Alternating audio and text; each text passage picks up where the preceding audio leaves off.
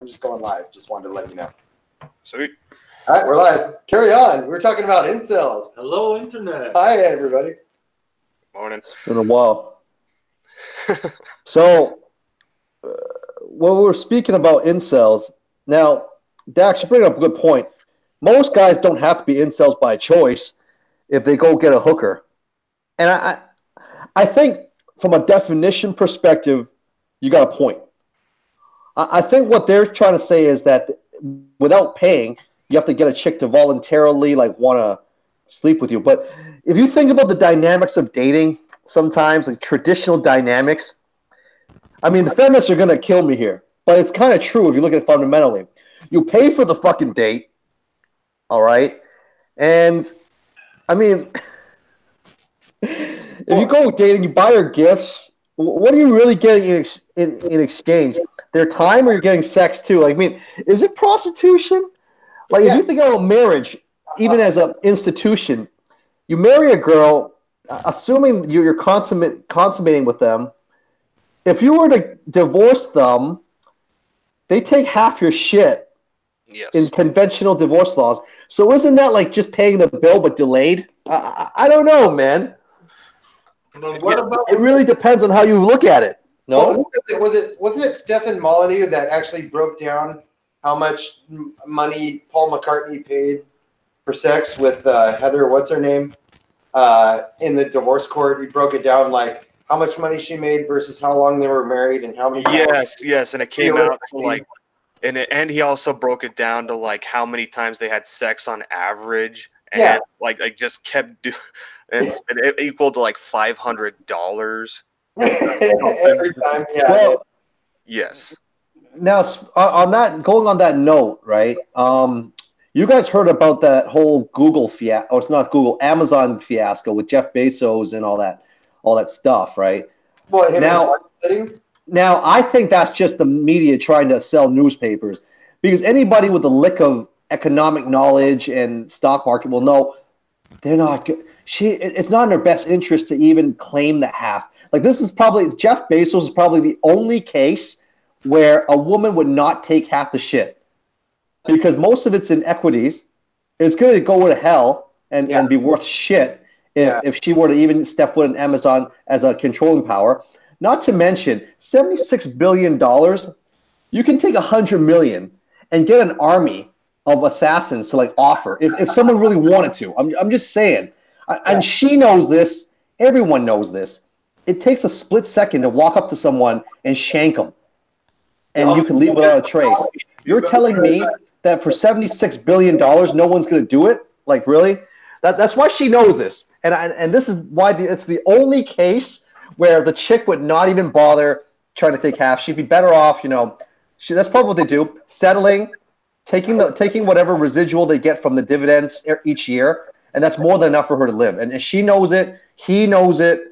The media knows it, but they use it to sell newspapers to the dumb masses. I'm wondering if she took a payout of $76 billion, for example, like just hypothetically, does she pay taxes on that?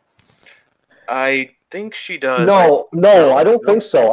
I think with divorce stuff, it's tax-free money. My understanding is tax-free money. But when she dies, going to end up for her kids anyway. So they have 4 kids. So it's not like, it's going anywhere. When you have that much money, you basically played yourself if you try to do that. It's like, congratulations, you just painted the biggest bullseye on your back. So I think this is one of the few rare cases where a dude didn't get screwed over. I mean, then again, he cheated on her, so it's kind of like, well, I don't know. He's even if he gives her half, he still has $67 billion. That's true. I was about to say that too, but I don't believe that it would be him that goes after her, but it'd be the ones that have interest through him to make money through him that end up losing money. That's going to go after her. Like, there's going to be a lot of people going after her. That's the problem. You know, in a case like this, it's like everybody knows who you are, but you don't know who your potential assailants are going to be. That's why, like, even if you had the best security in the world, you couldn't even ensure that your own security guards didn't get paid off to off you. Like, that's a shitty nightmare world to live in. Imagine that. Like Yeah. that would be a real shitty situation, man. Hey, look who's here. It's Hey, Brutus. it's Brutus. Hey, do you hear me okay? Yeah. Brutus. You're real quiet, buddy. I'm quiet. Let me turn up. Yeah, we're getting volume, but it's very, very quiet. Testing. Little louder, little louder. Testing. Give us more. Give us more. Testing. There you go. Perfect. There we go. Very good. Okay, very good. Perfect. Hey, Mikey. How's it going? Doing all right. How you be doing? Good. Good, man. Is it? Are you hotboxing that room you're in right now? It looks all smoky. No, not at all. I used a special light to get that effect. Ah, beautiful. Well done. Well done. Good to see you, man. Thanks for Yeah, joining. good to see you. How you been doing? Ah, man, living the dream. Yeah. Saphir here is visiting me. He just went to go get some coffee, but he's coming right back. So, our old buddy Saphir, he showed up and crossed the border yesterday, or just today, actually. Showed up here this afternoon, and just in time for our podcast. Was he part of one of those Honduran refugee caravans or what? Yeah. As a matter of fact. Oh shit! All right, Mikey. You know what you got to do, man. You got the MAGA hat on. Well, I was gonna say we're building that wall, but Yeah, big time. Hey, hold on a second, guys. I'll be back. I think I might have one of those too. Oh but, shit! the thing is, though, Saphir's like, isn't he Canadian citizen? So he's okay. He doesn't come from a shithole country. Oh boy. I'm just joking. There are shithole countries. There are. Dude, I would not want to be caught dead in Africa. Okay, like there's certain countries in Africa, they're gonna kill you. Even if you gave them money, they're gonna take your money and they're still gonna kill you.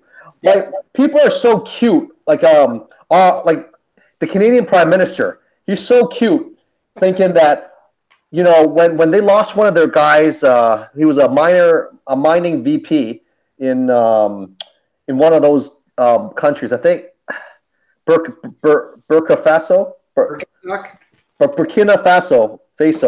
However you pronounce it. It's right between Niger and another African country that's war torn. Now they kidnapped them and killed them, and they're getting all upset about it. I think it's so cute that the Canadian government thinks that they actually give a shit about what they have to do. Like, this is why, like, I think Canadians need to get rid of Trudeau, because look at the whole fiasco in China. Now, granted, you know, you're doing protocol. This Huawei, you know, CFO is being held, and now they're trying to extradite her to the U.S., right? Meanwhile, back in the U.S., Trump's like, I might use her as a bargaining chip, you know, sidestep the law, using her as a bargaining chip to make trade talks with China. Now, all the while, China doesn't give a shit about the U.S. right now. China's just pissing up, like, thinking, Canada, fuck you, Canada. It's like, okay, what are you gonna do, Canada? Like, you're trying to, like, plead all this stuff. So we're gonna detain your guys. There's not a damn thing you can do about it. We're gonna detain a drug dealer, a known drug lord, 200 kilograms of crystal meth. Now, in China, drug trafficking warrants the death penalty, okay? No shit. Obviously, they're going to execute this guy. Like, normally, for foreigners, they may give them a little bit of leeway, say, okay, you know what, we're just going to return to the country and let your country deal with you. But no, because of this whole Huawei thing, they're going to kill him. And again, I think it's so cute that Trudeau is trying to say, oh, we want our prisoner back. It's a fucking joke. I don't know if he grew up in a rich boy society or something. He is so clueless, this guy. Like, how long is the Canadian Prime Minister? It seems like Trudeau's been in power. He's been three and a half years. Now, the election's coming up in November, but I don't know what's going to happen since there's no real major opposition to him. That's the problem. But I just think that Trudeau is so naive and so cute to think that the world cares about his feelings. At the end of the day, the most important thing is who has the military and who has the strongest economy. And Canada has neither of those. Canada's always going to be the U.S.'s bitch, or it's going to be or it's going to be a bitch of some other country. Like the analogy I give Canada is that Canada is that pretty girl that goes into high school that's always either dating the quarterback or dating the toughest guy in school or the most popular guy in school. You know, she's living off the veils of her dad or the boyfriend or the husband. That's what Canada is. All right, let's not kid ourselves here. Canada's a great country, has all these freedoms and all that stuff because they've been living on the avails of stronger countries. If the U.S. decide to invade Canada, they're screwed. If China decided to say screw it, screw you all, Canada would just be fodder. You know, they would just follow whoever they're fighting with. Alaska, that is what Canada is. Well, the biggest defense Canada has is nobody wants to live where it's that damn cold. Yeah, sweetheart. Well, I like the fact that you use the term cute to talk about Canadian politics because cuteness is basically all Trudeau has going for him, and that's his whole platform. No, he's a naive little boy. He's basically there for show. For him, and that's why you gotta like it. Right, and the thing that kills me most is that, see, he's not completely idiotic. So what he does is he's allowing the mediocre folks to support him. All right, he's promoting mediocrity. So okay, let's make all the potheads happy, and I'm fine with that. Okay, I'm fine with that. But let's not kid ourselves. A good significant portion of potheads do not do anything. They're unmotivated. You know, they don't do anything in life. Now, as middle class or lower middle class or working class in Canada, you can probably get by because you can get welfare and all this kickbacks and all this stuff from the ridiculous amount of taxes. You're not gonna get much, but you're gonna have this entitlement, thinking you're in a nice country, blah blah blah, all this stupid stuff. Now, if you're a hardworking, ambitious individual who made all the right choices, Canada's going to punish you for success, unless you find some tax loopholes or whatnot. That's my problem. That's my problem with that country. You know, there's too many idiots have too many freedoms, and they feed mediocrity. You can be on welfare, collect a welfare check, and go on the street and beg for money and make more than if you were to work hard at McDonald's. That's a big problem. That's a big problem. It's a huge problem in all the Western countries now. It's actually pretty ironic that if you go to actual communist country like China, for example, they don't do that shit, you know? But here they do that all the time. What they do is they take your best and brightest and they tax them until they can't afford to have kids. And then, you know, they turn back around and give that money to people who can't even, you know, spell their own damn names and pay them to make extra babies. And given the fact that things like IQ are inherited, they're basically creating a dysgenic population. It's really fucked up. And you know what? I think it's deliberate. You know what? I thought about that, Brutus. I thought about that, and it makes a lot of sense. But there's still people at the top that are still benefiting from it, right? So I'm thinking it's going to eventually bite them in the ass. Oh, yeah. It's going to eventually bite them in the ass. Oh, yeah. So they're just hoping that you can still like bank off like lesser countries for world economics, because those guys who are at the top, they're international. It's not like they keep the Canadian citizenship or whatever citizenship just because it's a free country. You know, it's a safe country. But, but they're world citizens. They're not really loyal to any nation. No. And I mean that more and more I'm starting to look into this because I realize if you want to be in a country like this, either you just get by and be happy with the mediocre life, which is fine, you know, because it's still a pretty good life, or you move where you don't have to deal with that freedom if you can. I say that because not everybody can. And I shouldn't sound so entitled and such a prick, because not everybody has that opportunity, so they have to deal with it, which really sucks. It really, really sucks. Well, you know, though, when America's founding fathers, you know, were writing about the Constitution and stuff, they said that the freedoms that were in the Constitution were intended for what they called a religious and moral people. And in essence, freedom is something that is destructive when it is handed to people who act in an immoral or self-destructive or other destructive way. Decadent. Yes, exactly. When you deal with people who are going to use that freedom in a productive and worthwhile way, it's a very different thing. It's like I use my freedom to create solutions to problems. I don't use my freedom in a way generally that hurts other people or that imposes on other people. But there are plenty of other people out there who will take their freedom and they will use it what they will do is they will privatize their pleasure and then they will socialize the costs. For example, the proverbial woman with 3 kids from 3 different dads. She is somebody who has privatized her pleasure, but socialized the cost. But then guys like me who act in a responsible way end up subsidizing. Who's going to take care of my kids? Someone's got to take responsibility for my kids. Yes, exactly. We've all seen that. We've all seen that video clip. These people. Yeah, oh boy. Yeah, well, that's the sad. Don't get me started on that. Well, the sad fact of the matter is until you let people die, until you let those starving kids, or not starving yet, but those hungry kids who are out on the street, until you let them starve and die, and you will let it happen, it's going to keep this bullshit's going to continue. There's an alternative with kids. You can actually create an orphanage system so that if somebody has a kid out of wedlock and is unable to afford it, the kid goes in an orphanage. The person who had that kid gains no benefit whatsoever, and the kid is not punished for it. Yeah, but then you have these liberals saying their fucking feelings and all that shit. And there's special interest groups who actually get paid money to protect these kids. Oh, I know. And couple that with our corrupt CPS system, which they're, allows children to die and take them away from loving parents. Well, that's exactly what I was talking about. This CPS system, they get money for every kid they take away. That's why they're they're so frivolous with just taking away kids. It's because they're getting paid for it. And the truth is, most of these kids in a lot of those homes, they are broken homes.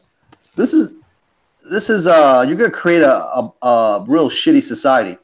The thing I find that I notice about North America is that's why the country is so torn, because you have all these people who are in groups where they've been brought up with a certain mentality, an entitled mentality, even though they got nothing to show for it, right? They're getting themselves in debt. They're part of the rat race, part of the cycle. Those few fortunate ones that get out, either get out or just get out of the country, period. And then there's everyone else who's stuck, because they're still part of that rat race. Those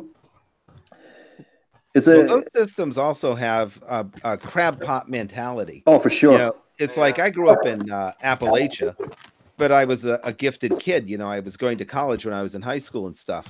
And I can't tell you how many people gave me the take an idiot and you educate them, you just get an educated idiot kind of speech, and all this stuff, trying to cut me down and hold me back and, basically deny all aid and comfort to me, since I was not going to go along with the sit around in Appalachia and, lose all my teeth kind of, motif.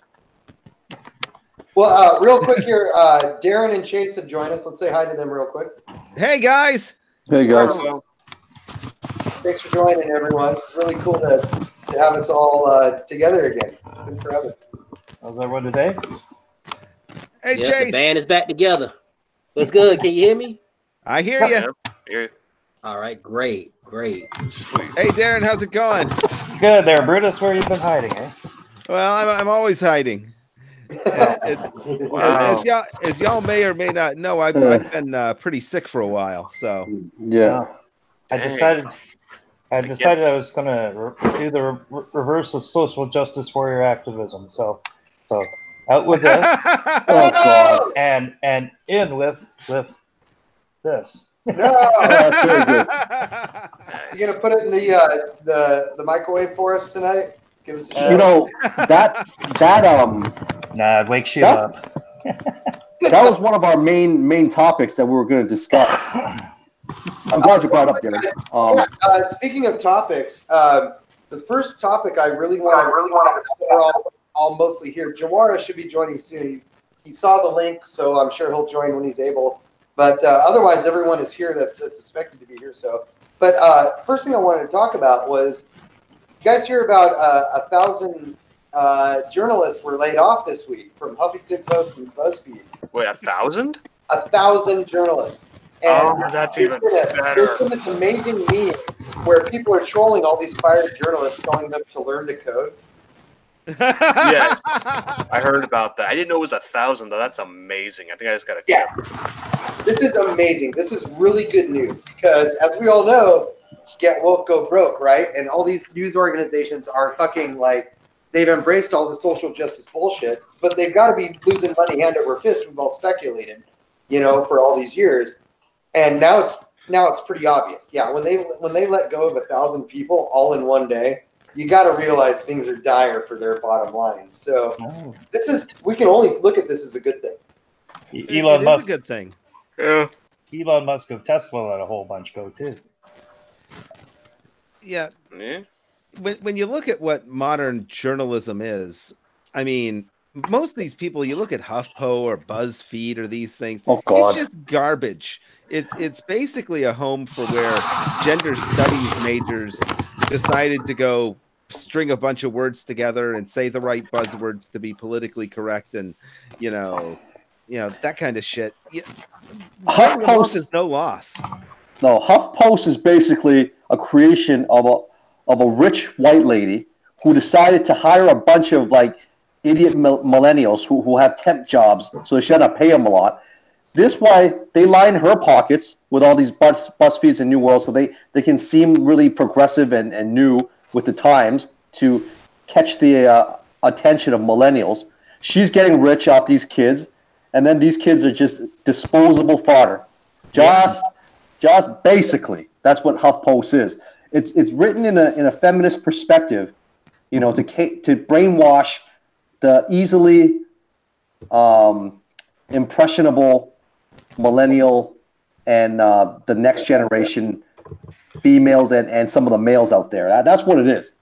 Yeah, no question about it. And BuzzFeed may have at one time been okay, but both of these things were just heavily funded startups at the get-go, that were lost leaders in the first place. They were never profitable. Well, HuffPo has been around for a while, which is what I thought was particularly noteworthy, because it's on a different level than BuzzFeed. I think we can all agree. Well, it was, from my understanding, from what I saw, it was their entire opinion board that was thrown out. Now, yes, I don't know the entire op-ed group. Yes. So, but they still maintain their like actual journalists, quote unquote, right? Well, yeah, but they basically eliminated the diversity division, and that's all fine and good. Oh wow, that's gonna mess with me a little bit. As long as they got their journalists, they're still gonna be taken seriously. They're just not gonna have this freaking media shitstorm that contributes to the outrage culture that we have, collectively embraces as, I don't want to say a society, because there is a substantial subsect of people within the West who don't want to subscribe to that bullshit. But there is, I would say, a heavy majority of people do it just to stroke their own self-righteous dick. Well, it's the journalist culture. And here's what I think about the whole firing thing. This is my personal opinion, but I think it's just them bailing water out of the boat. I don't think they've plugged the leak.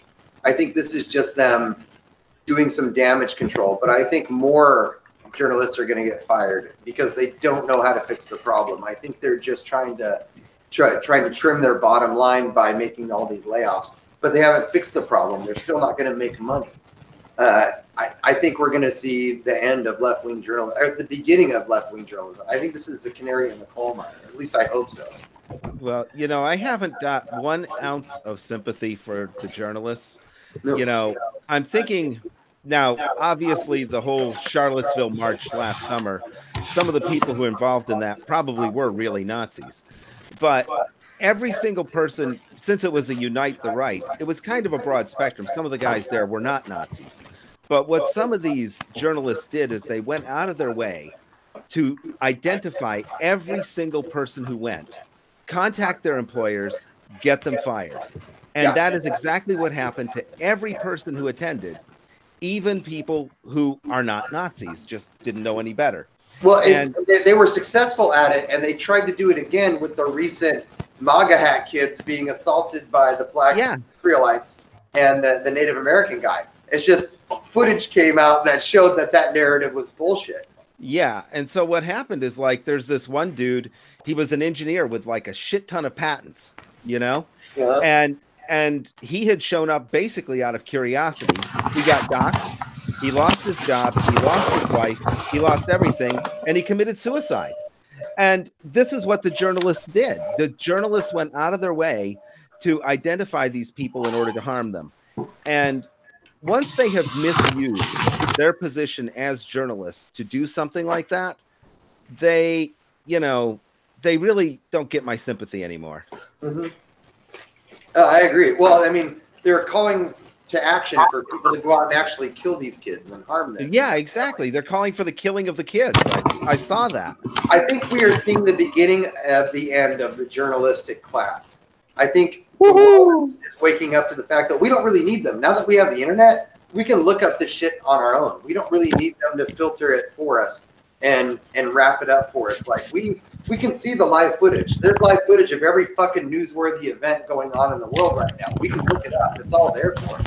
Like, well, it'd be hard to find though with Google and Facebook and all these guys censoring. It can be hard to find the truth now. That's their trump card right there. That's what they have, the ability to restrict the flow of information, and that's where the real battleground is. It is fighting Google and Facebook and their fucking sadistic ass algorithms. Yeah. But hey, Jawara just joined us. Hey, buddy.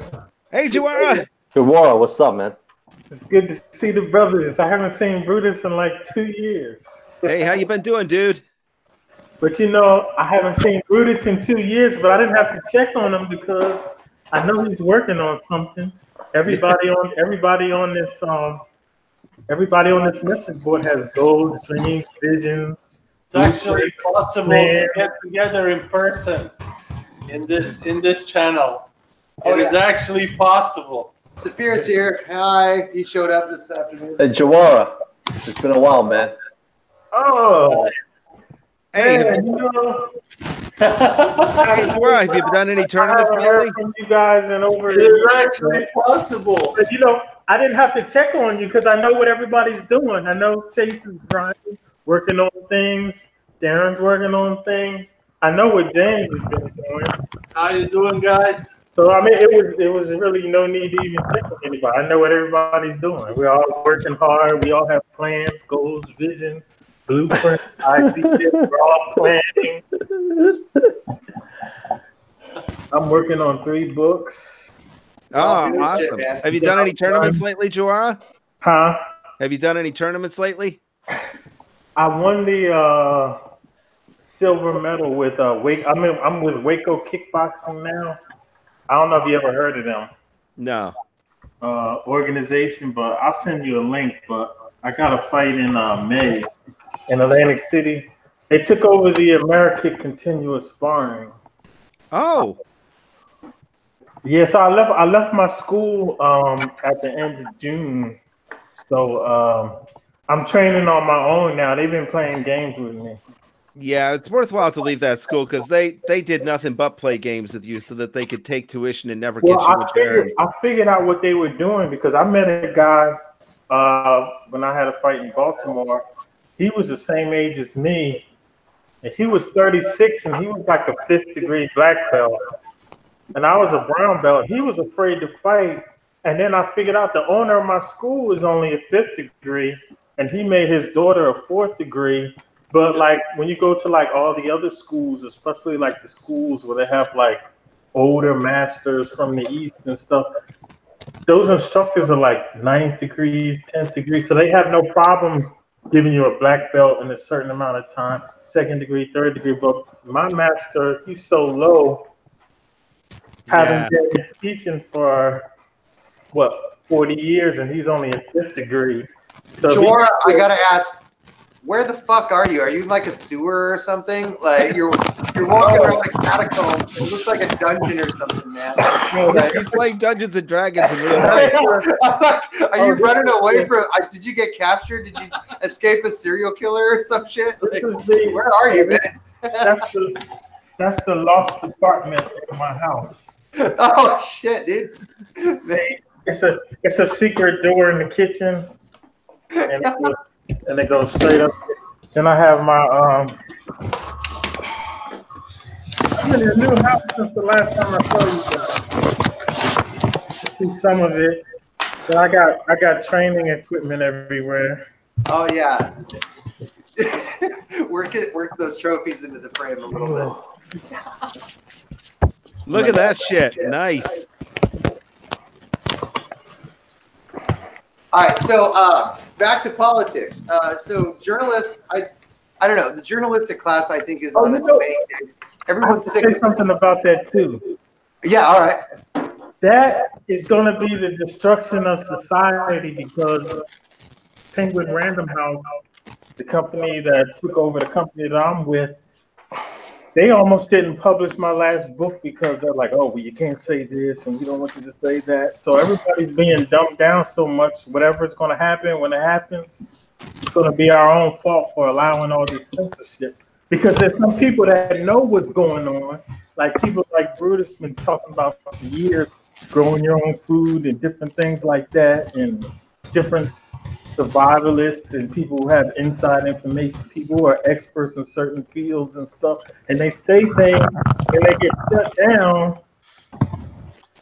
So when stuff happens, it's going to be society's fault for allowing all this censorship. People should be able to say whatever they want to say. If I have a friend who's racist, I'm glad he's racist. I'm glad he feels how he feels. He should be able to feel how he feels and say what he wants to say. We should let him say what he wants to say because then we'll know where he stands in society. You're absolutely right. You're absolutely right. I think there has to be some sort of speak their mind, then we know who to avoid and what we don't want to associate ourselves with. I think that there's some sort of there should be some sort of safety for people to say whatever they want, but then the line has to be drawn when they start acting on it. Like, if someone wants to be racist, okay, that's okay. But the moment they start shooting someone of a particular race, then that becomes an issue. Y'all don't agree with that? The standard is, actions and thoughts. Say what you want, but don't create a call to action, right? I think that's a fair standard. I think that can stand. Well, the problem is, like in Europe, they construe everything as a cause, as a call to action. It's like they've got this one lady over there who's like 89 years old or something. They've locked her up in jail because she questioned aspects of the official narrative of the Holocaust. And by questioning that, she committed a crime, a thought crime. And as a result, they've locked her ass in jail because what she said, they said, is violence. Well, Germany is super sketchy about the details of the Holocaust getting out because they're trying to create a new one. And they don't want people being aware of it. I don't know what the deal is there, but that's where they're going, man.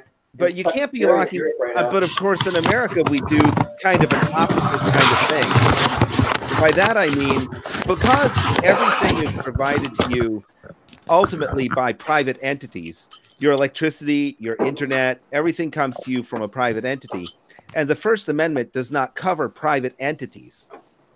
What that means is that, say, for example, I'm a medical provider in an emergency room. It hasn't happened yet, but it can happen. And this is the thing. They can wheel you in and you're wearing your Trump hat and I can say, fuck you. You're wearing a MAGA hat. You can die, motherfucker. I have a right to discriminate against you on the basis of your politics. And that, I think, is the real danger because that's where all this censorship and stuff is coming from. That's crazy. And we're in a really interesting conundrum in society right now because generally guys like us are against government interference and in favor of private enterprise. But we're experiencing a really weird state of capitalism right now where private enterprise has the ability to exert more power than the government in terms of our basic civil liberties. And these private enterprises are using the fact that they are not the government to circumvent our constitutional rights. And so now us libertarian-leaning conservatives are in a situation where, like, okay, do we need the government to step in and intervene to guarantee that our constitutional rights are being protected by these fucking platforms? Well, the answer is yes. Yes, and I would say that as well. I'd say it's yes for two reasons. The first is that I, as a natural person, have a natural right of freedom of association. That's fine. But a corporation is not a natural person. It is created by an act of government, and therefore it can have no rights greater than those of government. Now, However, I would corporations are considered a person, though. Well, it's an artificial person that can only exist by governmental decree. And because of that, it can have no greater rights than the government.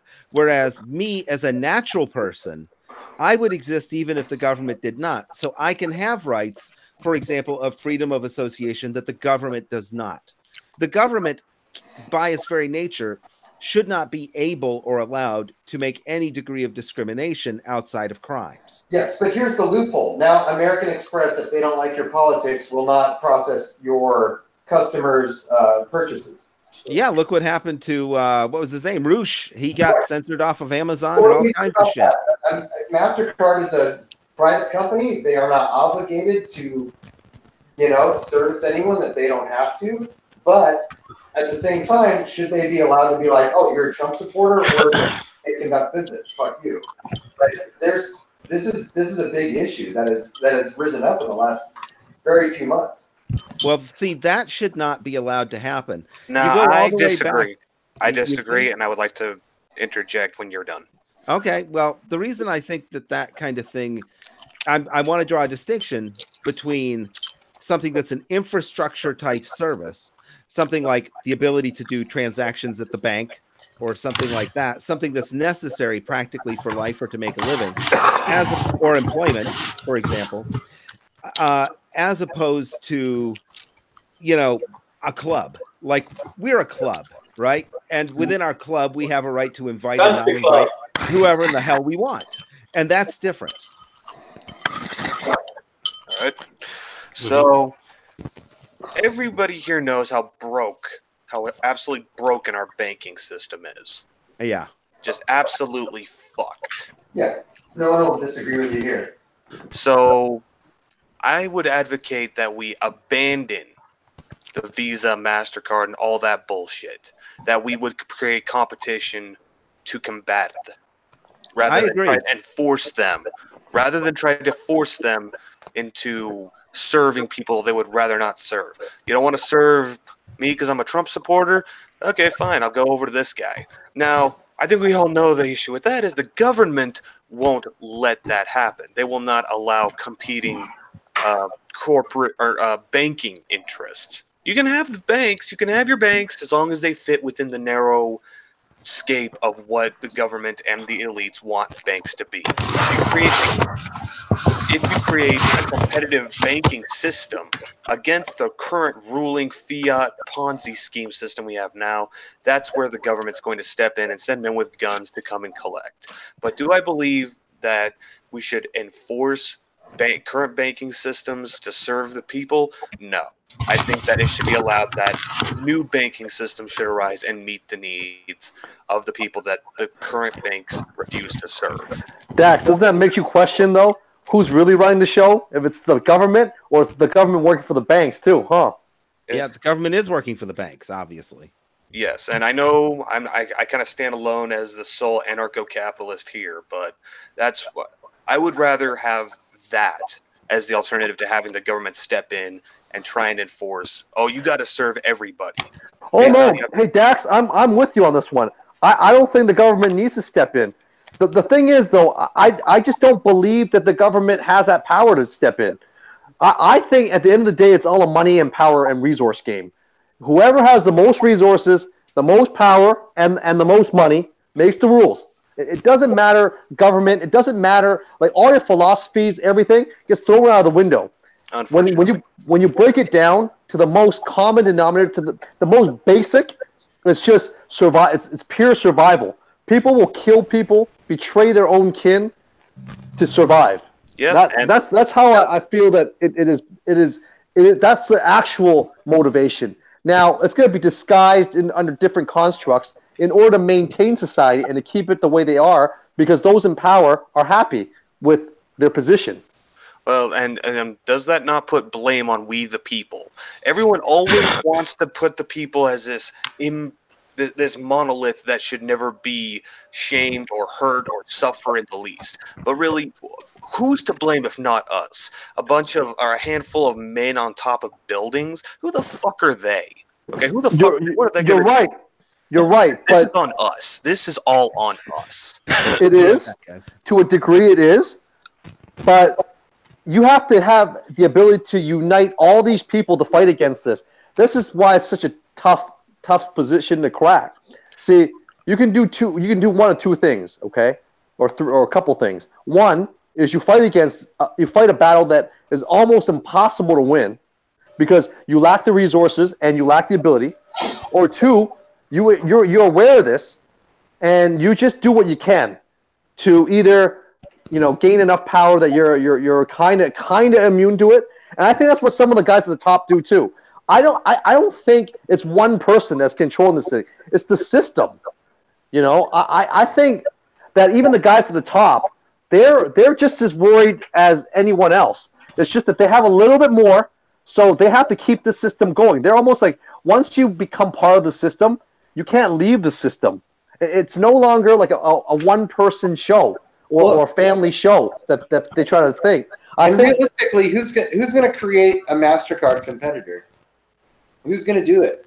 Anybody who has the vision. It hasn't been done in the last 40 years that MasterCard and Visa has. Like, you got Discover, you got American Express, and those companies have massive money backing them up, and they can't even chip into the market share that MasterCard and Visa have. What chance does an independent nobody have of doing it? I think depending on the market in this case is fundamentally naive.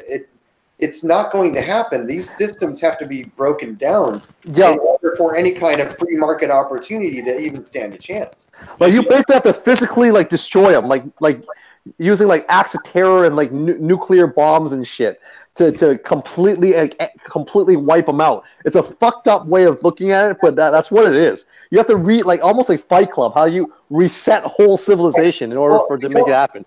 Okay, well, outside of bombing the financial centers, we have to work within the system. And I think in this case, this is a situation where government intervention is warranted. I got to disagree with you on this one, Dax. I don't think the free market can stand a chance because they have such a stranglehold on everything. There's no way a third party could break into it right now. It's just not possible. Cryptocurrencies have. Hence, I'm sorry, I have to respond to that. We both agree that this current banking system is broken. So working within the banking system is a futile effort. I mean, not unless you reform the rules. You got to break away from the whole too big to fail fucking bullshit.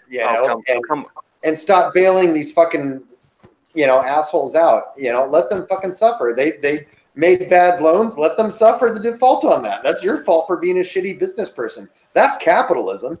About that. A lot of that had to do with other government regulations that mandated subprime mortgages be given out to minorities. Okay, we can talk about Obama. No. This was pre-Obama. This was Bill Clinton. This is Bush. And before. Clinton and Bush, yeah. Yeah, this is before Obama. But the point I'm trying to make here is, so long as we're working within the current banking system, nothing of substance is going to be accomplished. You can take on MasterCard and Visa, and you can trap us in that little narrow stranglehold, and it's our fault as people. Here's my solution, and you tell me if you think this is overreach or whatever. But just consider all these venues a platform, not a publisher. Let them be thought of like a telecommunication stream. The phone company isn't going to fucking cut your service off because you support Trump. They can't. They're obligated to provide you the service because you pay for it. Establish that service for everything else. For fucking cash, transactions or services or whatever. As long as you're paying for it, you can do it. As long as you're not breaking any laws. Boom. I think that is a fair and appropriate use of government authority, in my opinion. In terms of government authority in and of itself? Yeah. And so long as everyone's willing to abide by that and not swing to the first virtue signal. Well, we can say corporations. The bureaucracy is already there. You have the FCC and shit. Because once the government does it, it doesn't matter what the corporations do. It's the government's call, and you've legitimized any claim they have to that. Well, we're in a weird situation where the corporations are more oppressive than the government right now. Yeah, but I think as a business, corporations aren't going to just do something extreme like that. They play both sides. Like if you're a real smart corporation, you don't get to be a $1 billion corporation by being stupid. They're not going to just not deny you service because of a fundamental. They like to play any smart business decision. You play both sides. All right, you're going to play both sides. You play to whatever favors you the most because that'll benefit your company. So you can rest assured that whether there's government intervention or not, it's not likely that that's going to happen where they're going to refuse service to a certain individual or whatnot. Maybe a individual, but they wouldn't do it for a whole collective of people. Like it's not going to happen if they want to survive. No, Patreon accounts have been completely destroyed, and it's because of pressure from MasterCard saying they're not going to process those payments. Yeah, unfortunately. It's already happened. You can't say it's not possible. It's already happened. It's going on right now. James is correct on that. No, but I mean, for most people, like unless you're going completely, out there, most people are not going to experience that, and that's what they're relying on. Most people. Because you do realize that most people are not in one extreme or another. Like in society in general, most people are on the fence. They make like one idea over the other. Because we can't use how we think as a group to apply to everyone else. Because that's not how most people think. Most people, won't doesn't matter to get to experience that right now. That's the whole thing. They keep talking down to us, telling us that we're wrong for not agreeing with the corporation's decisions. That's all the fucking journalism is today, is telling us that we're wrong for disagreeing with corporations. Well, I think that's where Mikey is right, but he kind of defeats his own argument there. By that I mean, if I have 900 million customers and all of them are basically milquetoast people who are going to go along and get along with whatever I do. And as long as I retain those 900 million milquetoast customers, I'm going to remain quite profitable. Then I can totally afford to do anything I want to those people who have a point of view which threatens my position of power. Enter Gillette. Well, but okay, Gillette, exactly. Gillette's a tough like thing to take down because Unilever who owns Gillette? P&G diversified all their investments. That's what smart businesses do. Do a lot of people disagree with what Gillette has to say? Absolutely, but can they do anything about it? I mean, this is just how to survive. I'm talking about the basic fundamentals of survival. You just got to diversify yourself so much that you can't be harmed. And that's what these corporations do. It's gotten to the point where even if they had government intervention, they couldn't do anything because if one government doesn't allow me, I'm going to go international and another government's going to allow me to do this. Oh, I fucking dare any corporation to try and find a fucking any market outside of the United States that will spend more money than we will. I'm sorry. If there's one thing the United States has on every other fucking country in the world is our consumption level. We spend fucking money, okay? So we are the market that any corp company fucking wants to make. Like, absolutely. But you're not the only market. That's all I'm saying. Yeah. There's always going to be a look at companies. Okay, look at companies. Okay, it's so stupid. Amazon's rival. Who's Amazon's rival? There isn't much, but Alibaba is. Alibaba became the second fastest growing company or whatever other than Amazon because Chinese have restricted, Alibaba to be their main company, and this is the opposite of the situation. So Alibaba gets to flourish in China because they don't allow Amazon. They don't let Google have any play in China. You have a huge ass market in China, and they only have Tencent and all these other smaller corporations. Yeah. That are linked with the government, because basically their tycoons are government officials. You got to pay to play. If you don't agree with the Chinese government and you're not playing by their rules, you're gonna get screwed. So what they do is they take the biggest tycoons and they put them in parliament. I think 99% of the officials in parliament are their wealthiest businessmen, and so that's the opposite effect of this situation that we speak of. Either you have no government control or you have full government control. For whatever reason, it doesn't meet in the middle. It won't meet in the middle. And you're going to have these big corporations. They're just too big. They span too many countries. One government alone can't do jack to them, unless you're talking about having a unified government. But that creates another whole set of problems. You're kind of describing what's happening in Venezuela right now, actually. There's two governments.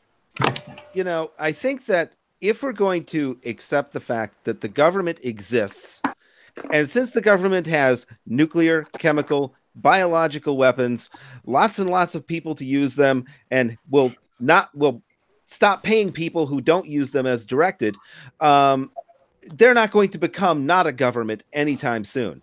Since that government does exist, and since that government does have the power to take money out of my paycheck, and since it does have lots of guns, we have to accept that for the time being, it is real and it exists. Granted, it is corrupt because basically the politicians are bought and paid for by corporations, and then you have a whole shadow bureaucracy that exists there that has its own interests, which is basically globalist and so forth. But since it does exist and it's not going anywhere, and since it is in bed with the banks, the only thing in this world that has the power to compete against the interests of a corporation is an armed power. Therefore, what you do is you do use the government. Think about this. At one time, we had to use the government to make sure that black kids could go to college. Was that wrong? I mean, no. I mean, there had to be an intervention there. Okay? And there was nothing wrong in the long run with that intervention. Now, later on, they decided, oh, you should discriminate against white people and all that. Now that I think is garbage. But the whole point of saying, hey, you got to allow qualified black people into college is a good thing. And they had to bring tanks and guns and all that other shit to make it happen. And they made it happen. Well, this whole country was largely founded on the idea of things like freedom of speech, freedom of conscience, freedom to say what the hell you want.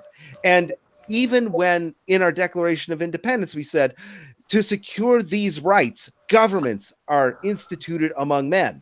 Well, we instituted the government. Its purpose is to secure our rights. And that means it should secure them not just from itself, but from other things that would threaten them. External incursions, internal corporations, the whole 9 yards. That's part of its job, one of its few jobs. Its job is not to regulate how many gallons flush when I flush the toilet, although it does regulate that. Its job is to make sure that I can have freedom of speech, that I can have freedom of press, that I can have the freedom to keep and bear arms, that I can be secure in my possessions from unreasonable searches and seizures. That's its purpose. And you're right. Those very two freedoms are the two things that have been up for debate for the last couple of years. And they shouldn't even be debatable. Can I say what I want to say, and do I have the right to defend myself? Those are the two biggest debates going on right now. And once you lose those two debates to any substantial degree, your ability to resist is gone. If you think about it, the right to speak is the right to avoid using violence. That's the whole point. If you and I are talking, we're not shooting. It's when we stop talking that somebody starts shooting. Okay. And so that's the whole point of allowing essentially unlimited free political speech is to keep it so that people do not come at each other's throats. And all of this stuff where they have started shutting down free speech on various platforms and so forth, denying people sustenance because of what they say, making sure they lose their jobs because of what they think. All of these things add up to creating an environment where people are more and more inclined toward a violence in order to basically secure their own basic rights. Well, that's Brutus, maybe that is the only solution. I mean, look at the French Revolution. If we look at history, that's exactly what happened in the French Revolution. You had all these aristocrats that were basically controlling everything. It got to the point where people were so oppressed, they uprose, and that was the only French military victory. Yeah, well, damn straight to Darren. A nation that's armed is citizens, a nation that's disarmed is slaves. Absolutely true, Darren. That's basic. Like, that's gonna happen. That's civil war. That's like we're just waiting for it to push to happen. That's all it is. You know what? I'll tell you, civil war is not what everybody cracks up to be. I mean, no, it's not. a pretty bad scene. Of course it is, but it's gonna I can't see it not getting to that point. So those who are fortunate, would leave the country. But sorry, Mike, go ahead. No, I just saying those who are fortunate would be smart enough to leave the country and go somewhere else. But for the majority of folks, that might happen. It's gone to that point. So that's why they're trying. I think there's a lot of disarming of people because they realize that this threat is real. It could happen. That's why guys are getting toxic. I think that could be why guys are getting all this toxic masculinity stuff spilled out to them. If you pacify your population and not make them all war savvy and warlike, and kind of emasculate the guys, they're not going to want to fight. Yeah, they're going to want to just talk it out, like how Trudeau acts, and we know that doesn't work. Look, when you think about it, look at those other countries, those war-torn countries, those Muslim principles. Or my woman is Muslim, so I understand how they view certain genders and stuff, and it's a very patriarchal society. So you have all these countries that are welcoming these folks, or you got people. Their mentality isn't like that. It's okay, these guys let us in, we're going to destroy these guys because we're going to take them over, and that's what's going to happen. So either one or two things are going to happen. Either you have an internal civil war, or someone stronger is going to take you over. It's like history is going to repeat itself over and over again. You weaken the population, you create disarray among the people. Something's going to give. Something's going to fail. Well, I was going to say about civil war. Civil war is always regional, and if you look at the population map of blue and red, it's basically would be the entire United States versus New York City and San Francisco, California. Yeah, exactly. Yeah, but if it came down to fighting, New York, there might be some guns, but if you go against those techies in San Fran versus the Midwest dudes with everyone with guns, who thinks gonna win? As a matter of fact, just send the state of Texas. It's just it's 5 drops getting overwhelmed by a bucket of paint, it's just except for the city of Austin and environs. The city of Austin should be made out honorary Californians. Oh God, don't even get me started. I know this, but they're not allowed to report or ask about anybody's immigration status when they get pulled over or whatever. So whenever they report crime statistics, they always say this person didn't have a license. So you know how many drunk drivers in the first 3 months of last year? I haven't caught up on the status since then, but I remember this from last year. But the first 3 months of last year, they had 700 drunk driving arrests. 500 of them didn't have a license. Were they illegal? We don't know. They just didn't have a license.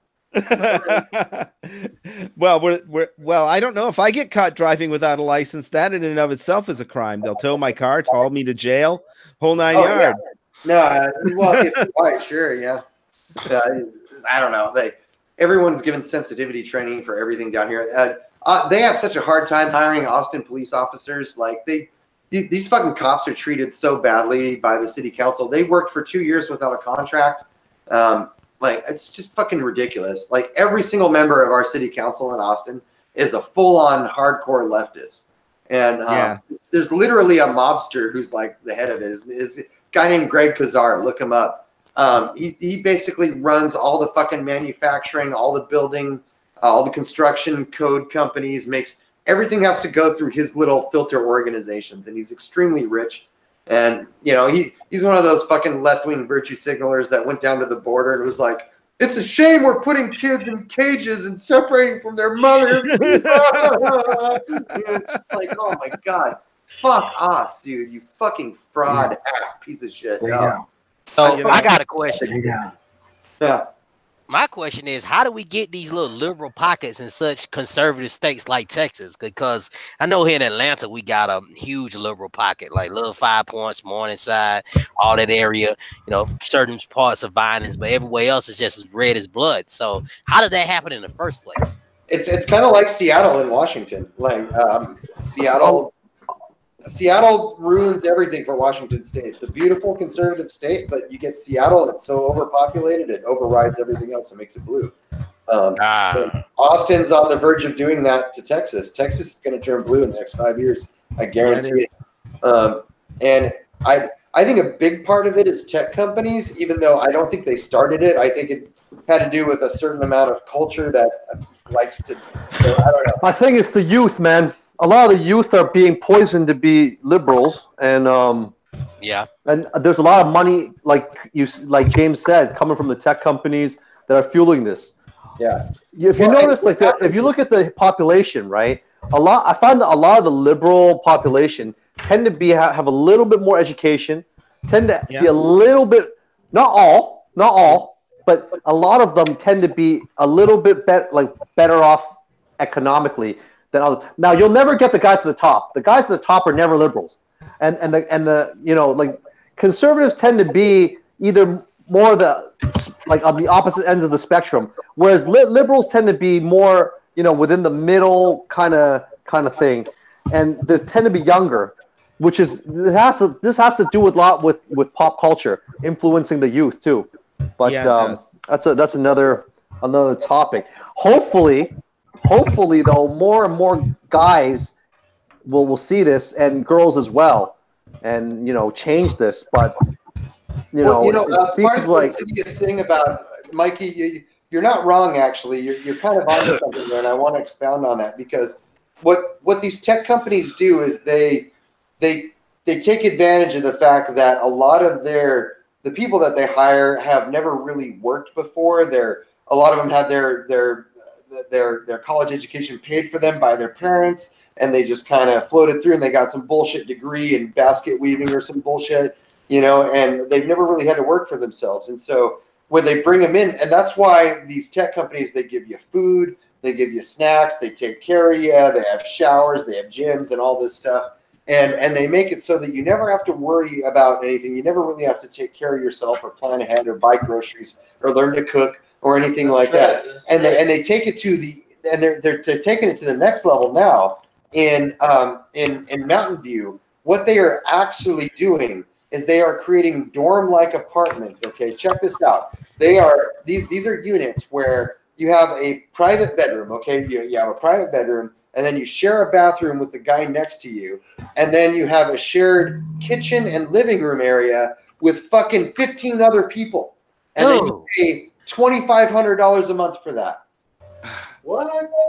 You know, they've long had that going on. That's their affordable housing. They want you to never graduate into adulthood. You're always going to live in that communal area where you're just working to live and living to work. You're never going to break out of there. You're never going to be able to have a family. You're never going to be able to be an actual adult. You're always going to be in this state of perpetual servitude. Like, that's the direction they're going. These tech companies are, like, I don't know, they pretend to be all left-wing and tolerant and like, oh, we care about you, but it's all a fucking mask. Like, there's the fucking evil devil behind that mask, and they're ruining people's lives. Well, if you think about it, I mean, this is kind of a much broader span. This whole concept of employeeism that we have now is a relatively recent phenomenon. Up until the Industrial Revolution, most people who were a blacksmith or a seamstress or something like that mostly worked out of their houses. Employment, most people did their own, subsistence type farming, stuff like that. Most people didn't live in cities. Something like slavery was not economically sustainable because you pay for a slave from the time it's born until the time it dies. That's pretty expensive. Food, clothing, healthcare, stuff like that. Employeeism lets you accomplish almost the exact same thing because, as you know, you can fire an employee for saying the wrong thing outside of work on his own time, on his own dime. So he's not fucking free, right? Okay. So he's not free. But what he is he's his own responsibility anytime you are not employing him. So you don't have to take care of him from cradle to grave. You can take the cost of his health care, for example, or his food if you underpay him, and it becomes the responsibility of the state and other taxpayers so that you can pocket the difference as profit. But for a long time in our history, up until the Industrial Revolution, most people paid for their own stuff by virtue of the fact that they had their own industries in their own homes and they owned their own means of production. Whether even the doctors had their own offices in their own homes and stuff. And that is exactly what they want to prevent. They're disempowering people from learning any self-sustaining skill. They don't want you to learn how to cook. They don't want you to learn how to clean. They don't want you to learn how to take care of yourself. They want you to be dependent. All they want you to do is to learn how to do your job, and they'll take care of the rest. Don't worry about your finances. Don't worry about your life. Don't worry about blah, blah, blah, this or that. And you see it. I see it happening, and before my very eyes. I've worked for these companies over the few years, and it went from a pretty cool place to work to a really insidious 1984 situation where Big Brother is always watching you, and you have to act a certain way. It's like an episode of Black Mirror come to life. But in some aspects, right? These are the negative aspects, but some aspects for certain folks is not a bad thing. It's not a bad thing. I'm not saying it's for everybody. Because it's kind of convenient. It's convenient. And the wages are pretty good for the most part. I don't think they're bad wages. So it's not that scary, like you put it. I would have to disagree. It's not that scary. Okay, it's just how you make of it. Let's talk about that for a second. Did you know that the median income in the U.S. is only $31,000 a year for an individual? Well, and over 50% of these tech company workers are contingent workers. They're not making the hot wages that FTEs are making. They're making $12 an hour. You know the people that put you in Facebook jail, you know how much they make? They make $10 an hour. And there's a revolving door of them. There is absolutely no training. They put you in jail based on their opinion. And they're always asking people right next to their – because I work in a building of these fucking guys. I fucking help them out when their monitors die. And I hear them talk, and they're like, "Oh, is this bullshit? Should I ban this guy?" And they're like, "Yeah, you said blah blah blah." And they're like, "Okay, cool, ban him." Boom. That's exactly how it goes. There's no professionalism. There is no fucking training. There is no standards. It's just what they do, man. Like chump change. These people look at decapitation pictures and animal cruelty videos all day. They do not have a good job. They work. And they quit after a couple months with PTSD after watching so many kids get fucking mutilated and child molested and all this shit. They fucking leave with mental problems, and they're paid fucking $10, $12 an hour. And these are people that are banning you on Facebook for saying shit, they're not even mentally stable. They're not taking care of it. But Facebook, they don't give a shit because they're a contractor company. They go in and out like a revolving door. And Facebook will be the first company to tell you, "Oh, we're sensitive to all this shit." But they're just another evil corporation like everyone else.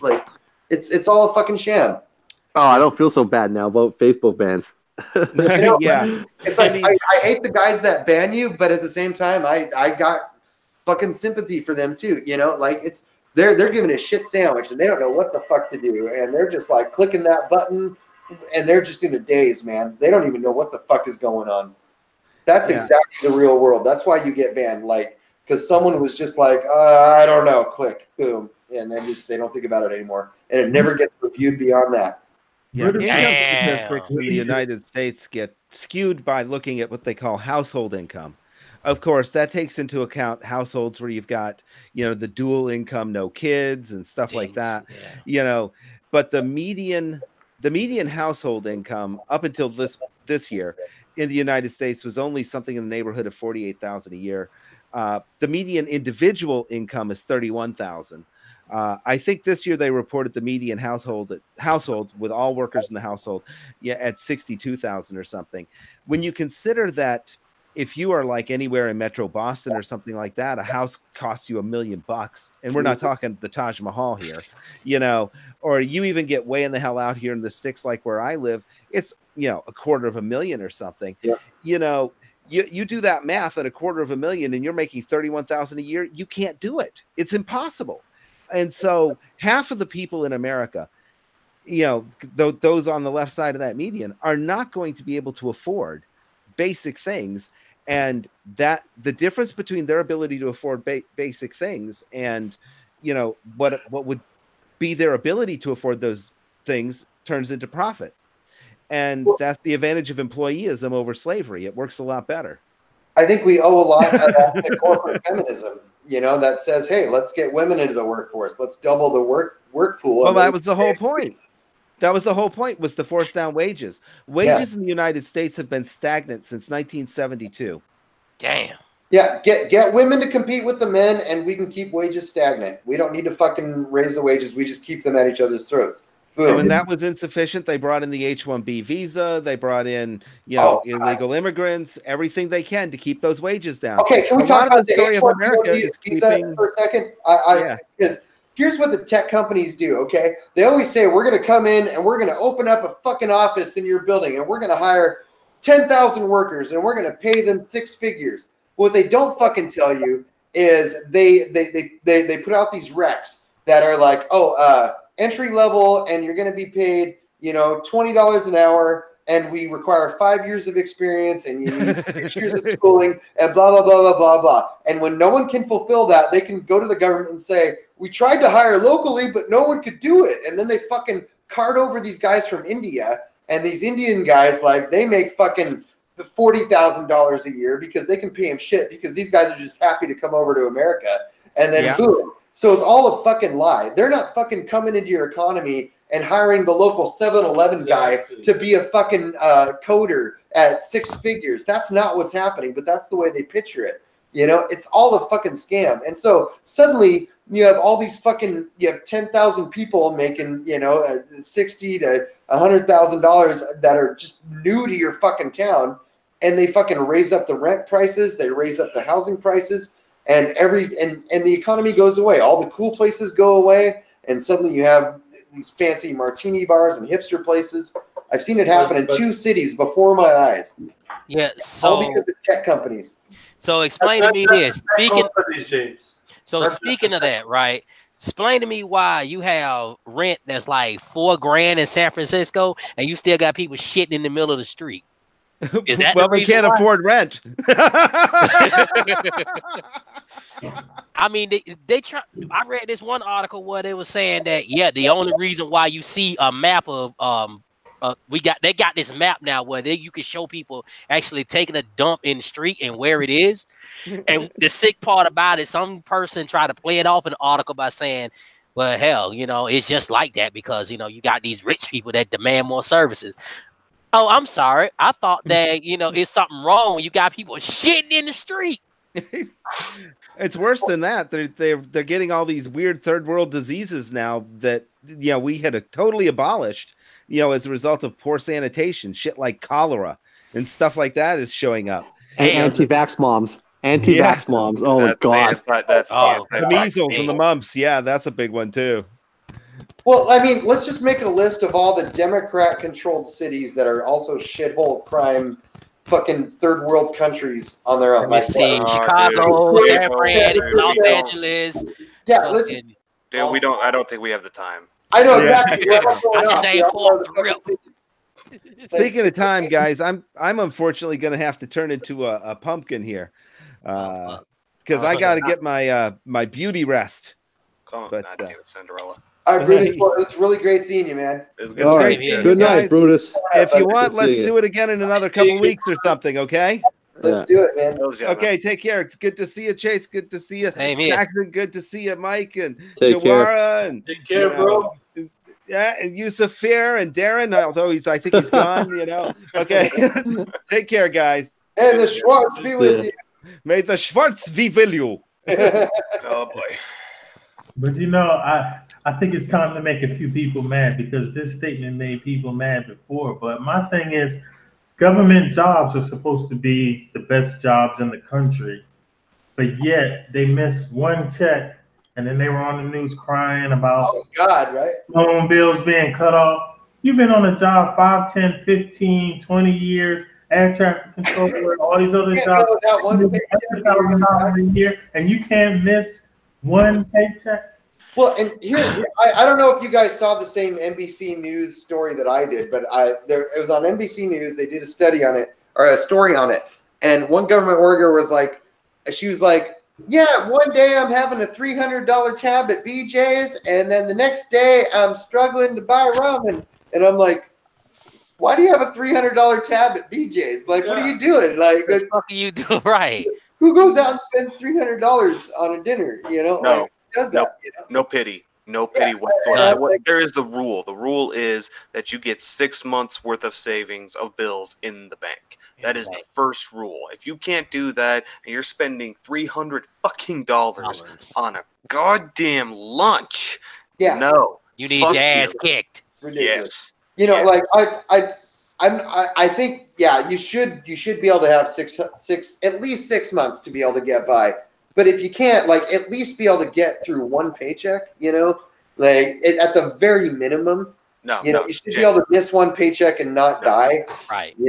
James, no, there's no excuse for this. Not with the money these guys are making. Now, if it was somebody who was living paycheck to paycheck. Right, not what they're making, I agree. Yeah, now but them, we're at the very lowest common denominator. They didn't even make one paycheck, man. They didn't even go that far. Now, I mean, government workers, they're paid bank, okay? They are paid good money. If they are to the point that they're fucking themselves so hard that they can't get through one paycheck miss, that's on them. That's just financial irresponsibility. I don't know how much they get paid, though. How much do government workers get paid? A lot. They get paid, I think it was 50% more than private. Yeah, like the ones getting furloughed and shit. The ones I feel bad for are like TSA because they don't make shit. Because here's the crazy part. When I signed up to do temp work for the U.S. Census, where they count everybody every 10 years, I walked in the door making $17 an hour in Atlanta. Damn. Nice. Yes, and this was 2000. Wow. Yeah. I mean, those are the good. In 2010, I got bumped up another dollar, like 18 and some change. So here's the thing, though. I will say this about government contracts: you're expected to deliver on time, and there's no excuses for fucking around. Whereas in the corporate IT world, there's no standards at all. No one gives a fuck about their job. Deadlines don't mean a goddamn thing. No one checks their messages. No one responds to emails. No one gives a fuck about fuck. At least with government contracts, at least the government says, no, you don't deliver, you don't get paid. And people have a sense of urgency about that. I don't know. I like to hire a government IT worker. They actually get done. Yeah. And they do, and the government does too much because here's the thing.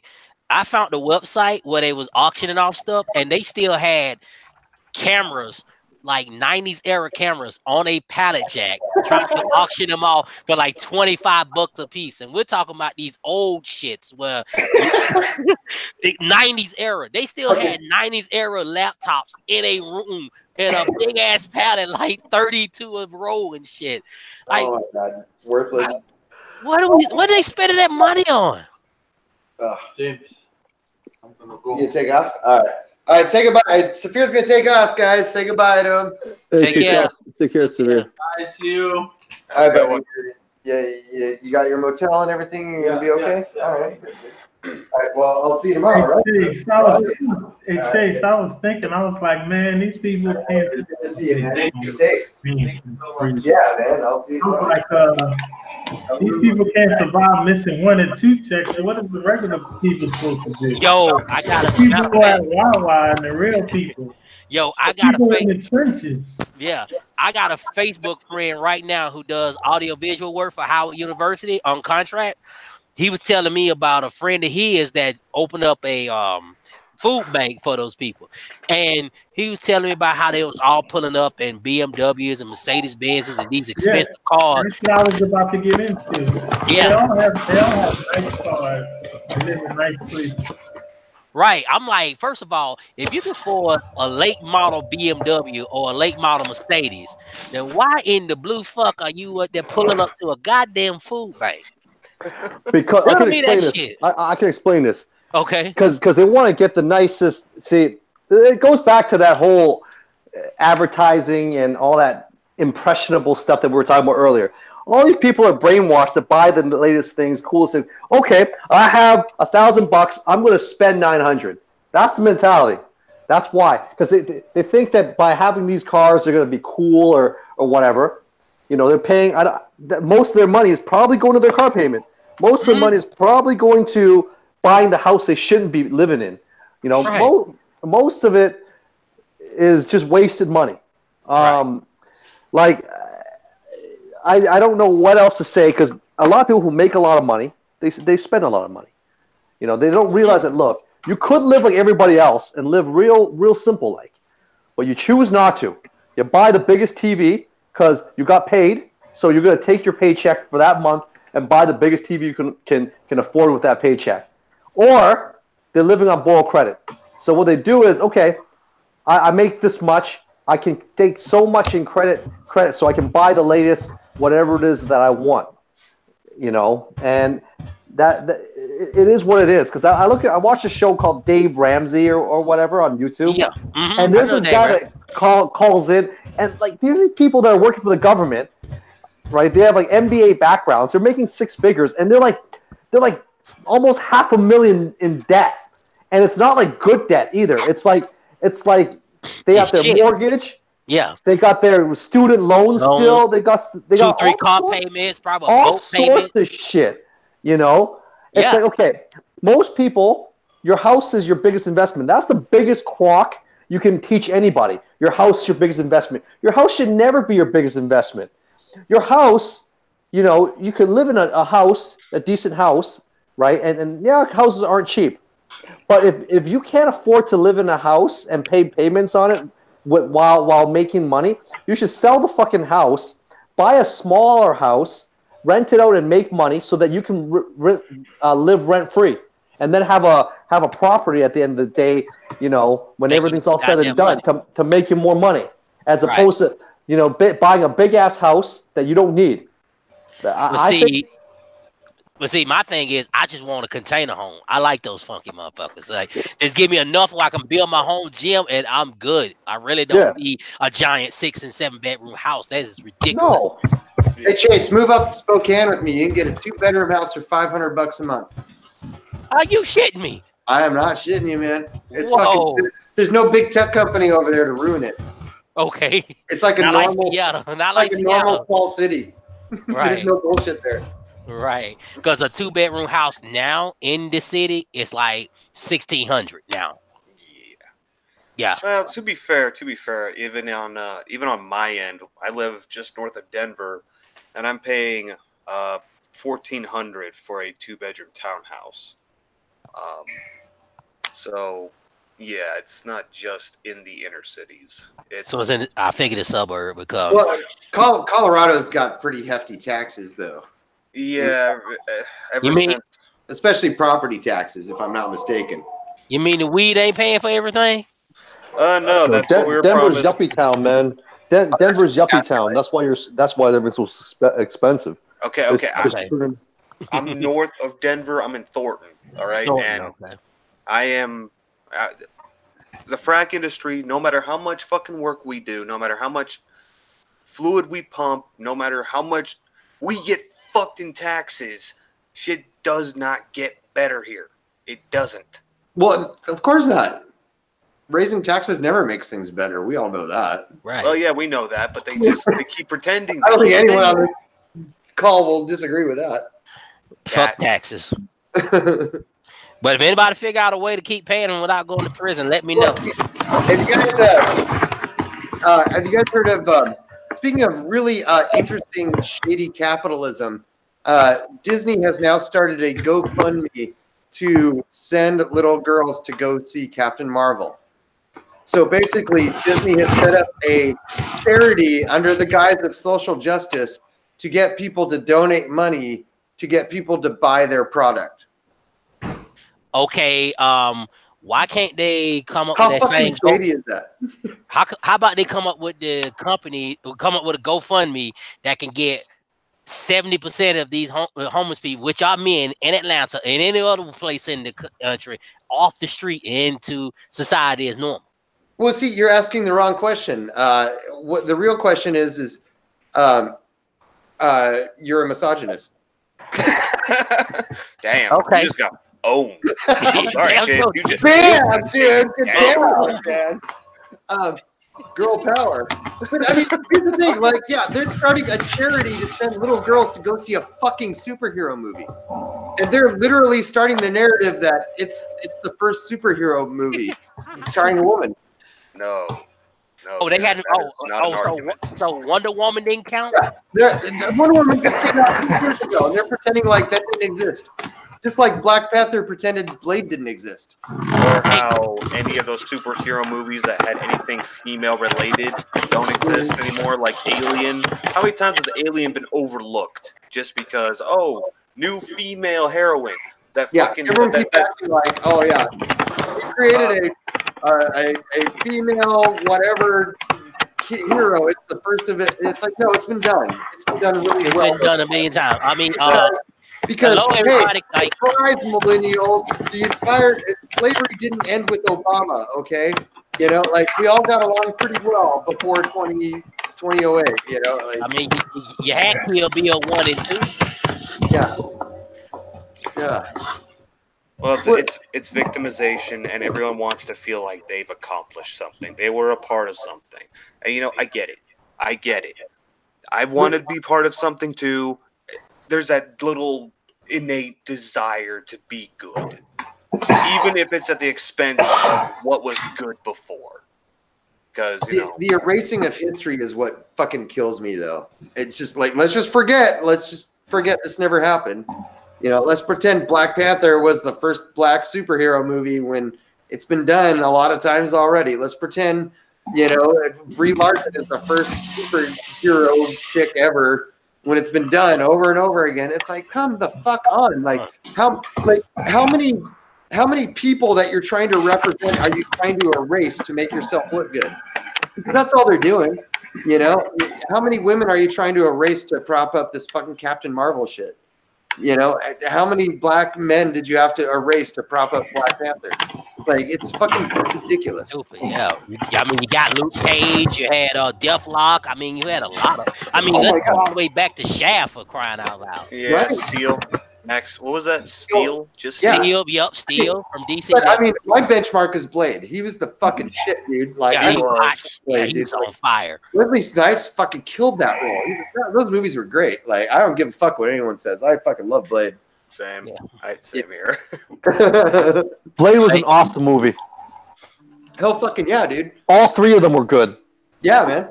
I'll fucking bite your fight tongue. to the death anyone that says otherwise. I say otherwise right now. I think the thing about Black Panther was that it was an all black cast.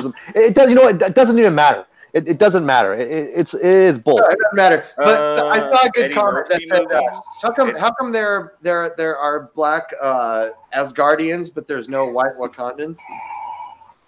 James, calm down. And Disney. Eddie Murphy movie. Sorry, I didn't mean to be triggered. I know I got triggered. I'm a right-wing SJW now. I got triggered.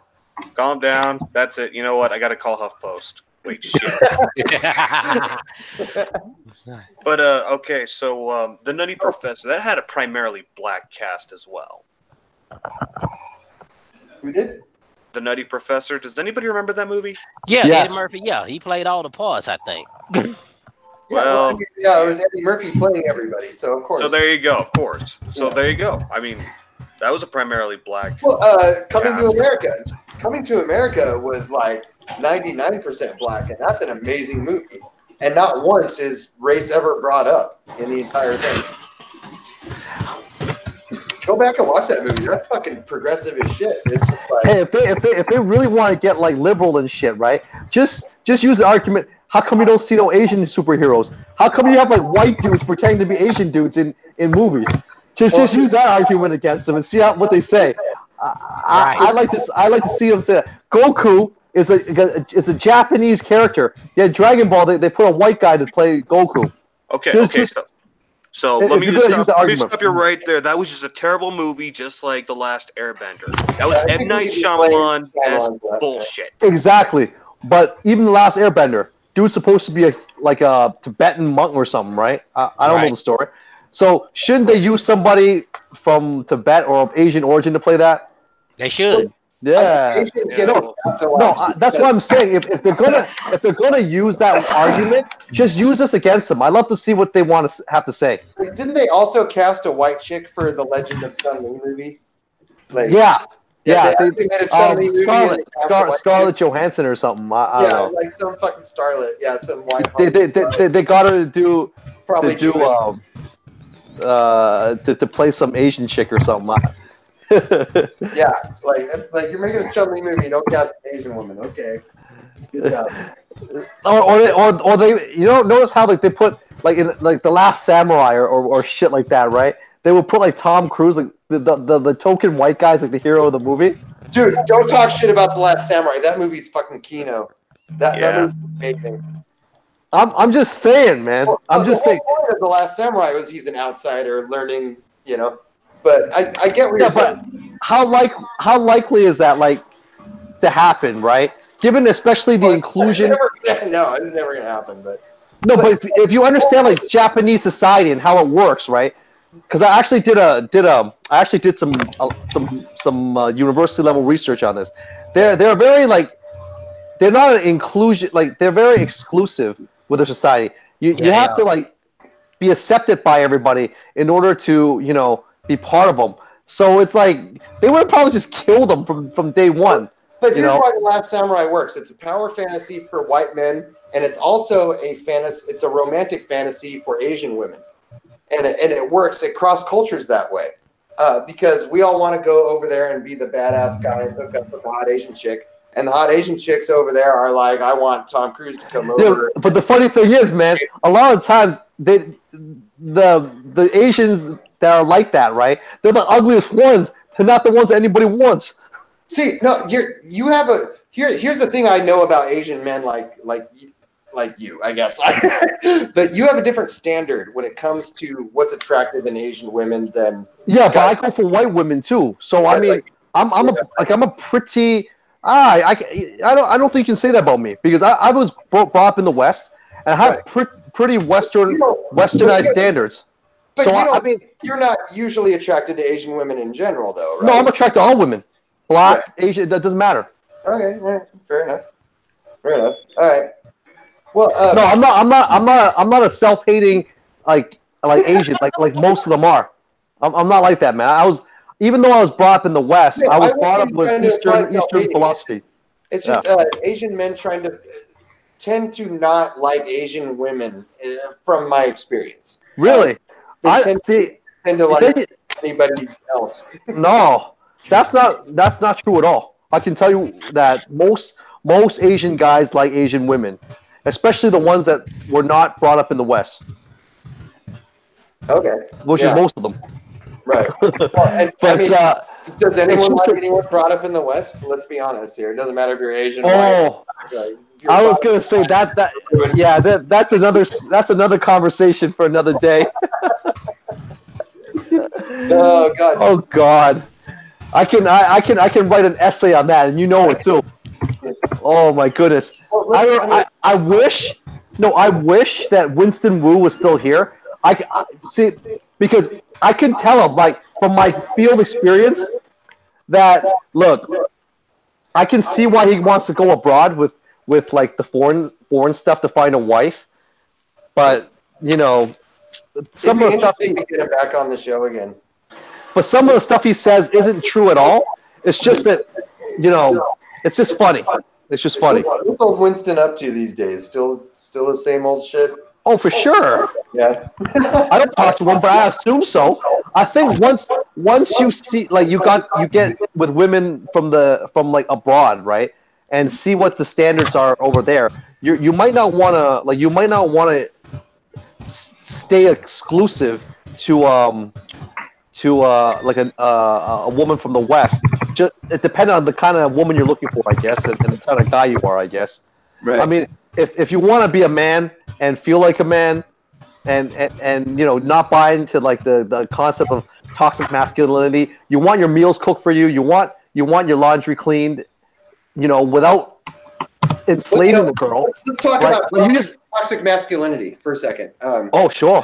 I just watched Revenge of the Nerds, and as I was watching it, I'm like watching the jocks do their over the top, we hate nerds and we're just grabbing women and blah blah. And I'm like, oh my god, all these fucking feminists have watched Revenge of the Nerds and they think everybody in the world is those jocks.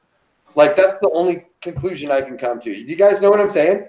Like, yeah. Nerds, but right? here's the thing: a feminist is nothing but a female incel. So, well, true. No, they're not incel though. They're getting laid. But right? Because they're so liberal about their sexuality. That's how all guys are. Without when a chick is promiscuous, she's a liberal woman. When a guy is doing it, he's an asshole. He's a predator. Right? Oh, you can, I wouldn't. I don't know. I'd be better to be dead than be a young man in his 20s right now. Yeah. Basically, I think unless you're really good looking, you're rich, famous, athletic, or you have some seriously good game, like it really is not good to be a guy at the moment, because there's a lot of trouble that can come to you if you. I had a son, I would do everything to make sure he was the most fucking full on Chad of all time. Like same. Chad C. Chaddervick, like he would be absolute total alpha male, full of toxic masculinity, not giving a fuck. Like, yeah. Well, I mean, that's how that whole Gillette commercial came about, right? That stupid APA study that said toxic masculinity is bad or whatever. Basically, if you were a competitive athlete growing up, if you participate in any male activity, you're bad. Yeah. Well, that's the whole whole global fucking plan is to get rid of any man that might stand in their way if they ever decide to exert control. What they want is a bunch of soy boys and people that are like and scared of conflict. Hey, isn't that like a point I brought up earlier about like how like they see a war coming? They don't want war, because if you have more toxic masculine guys, people who aren't happy, they're going to start a war. They're going to start a revolution.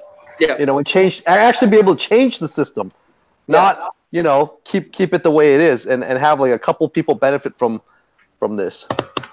It's the long war. It's the culture war, and we're in the midst of it. And I think Generation Z is going to be our way out. By all accounts, people seem to be, of that generation, they're looking at their social justice parents and going, holy shit, you're fucking crazy.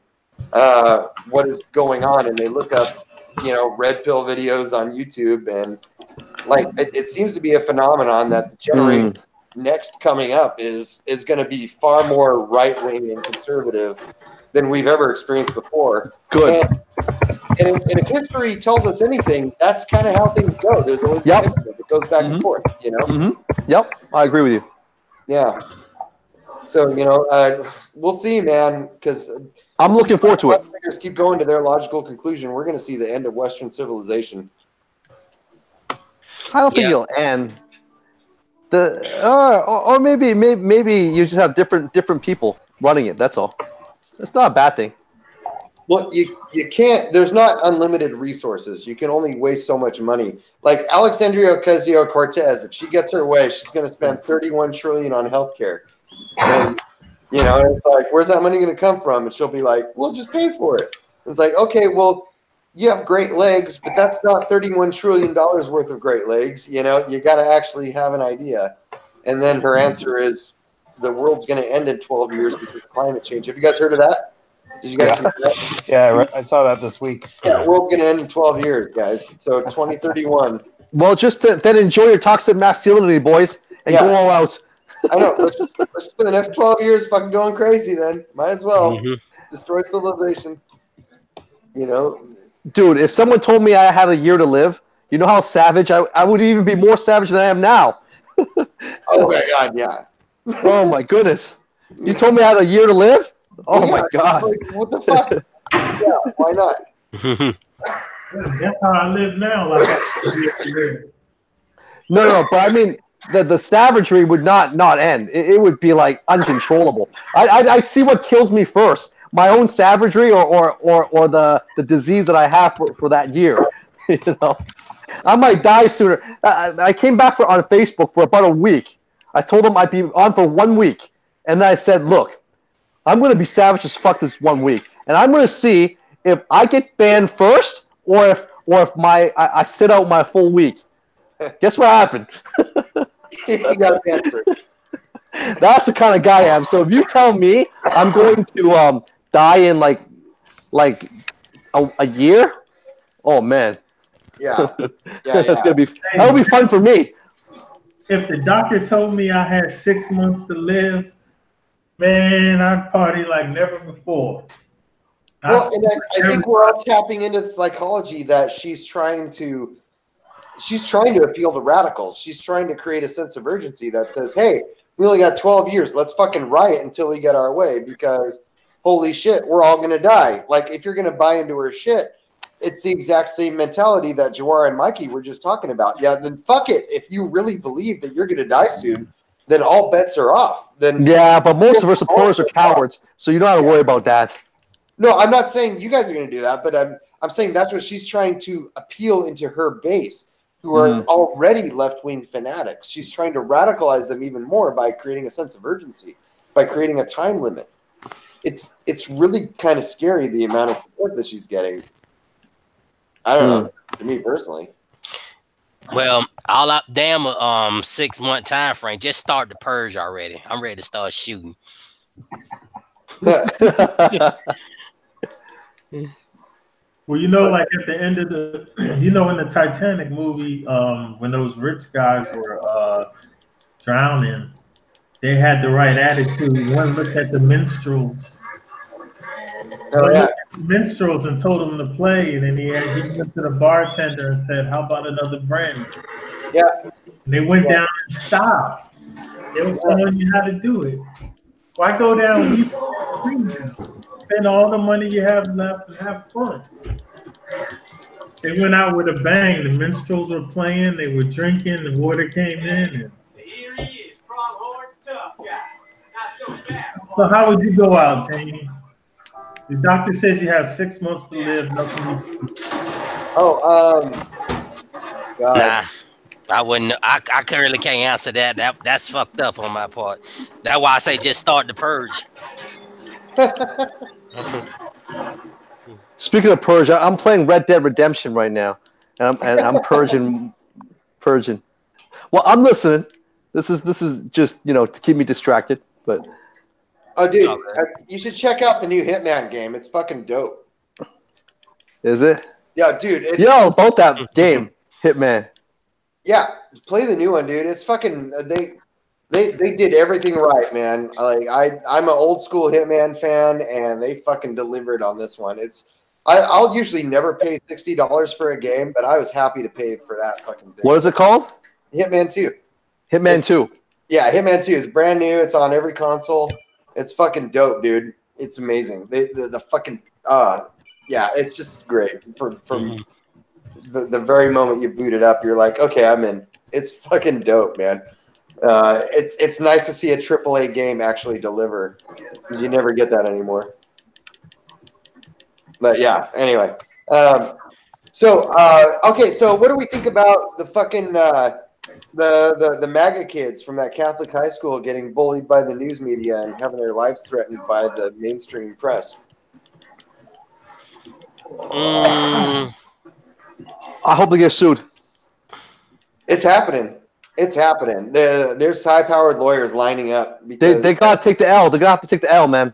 yeah, That's all I gotta say on this one. Just take the L. journalists have to either retract and apologize, or they're gonna get fucking sued. Absolutely. Yeah, take the L. Just take the L, and be more smart about your media choices. It's a good. I think it's a good thing. It's a good learning experience for media because it goes to show that you can't report fake news. Because especially now with people with cameras and stuff like that. Yep. Mm-hmm. Yeah, absolutely. I think it's. I love the whole fucking way it fell down. I don't know. Does anyone else have anything to say about it? Like, I feel like I've been dominating the conversation a lot. So someone else pop up if you want. Nah, I've heard bits and pieces of it, but you know, I had other things I was focusing on. You know, like every other person works for the government here is bitching about, oh, when they gonna open up the government? When they gonna open up the government? Like, okay, private sector motherfuckers. They don't want to go there because they'll make like 40% less.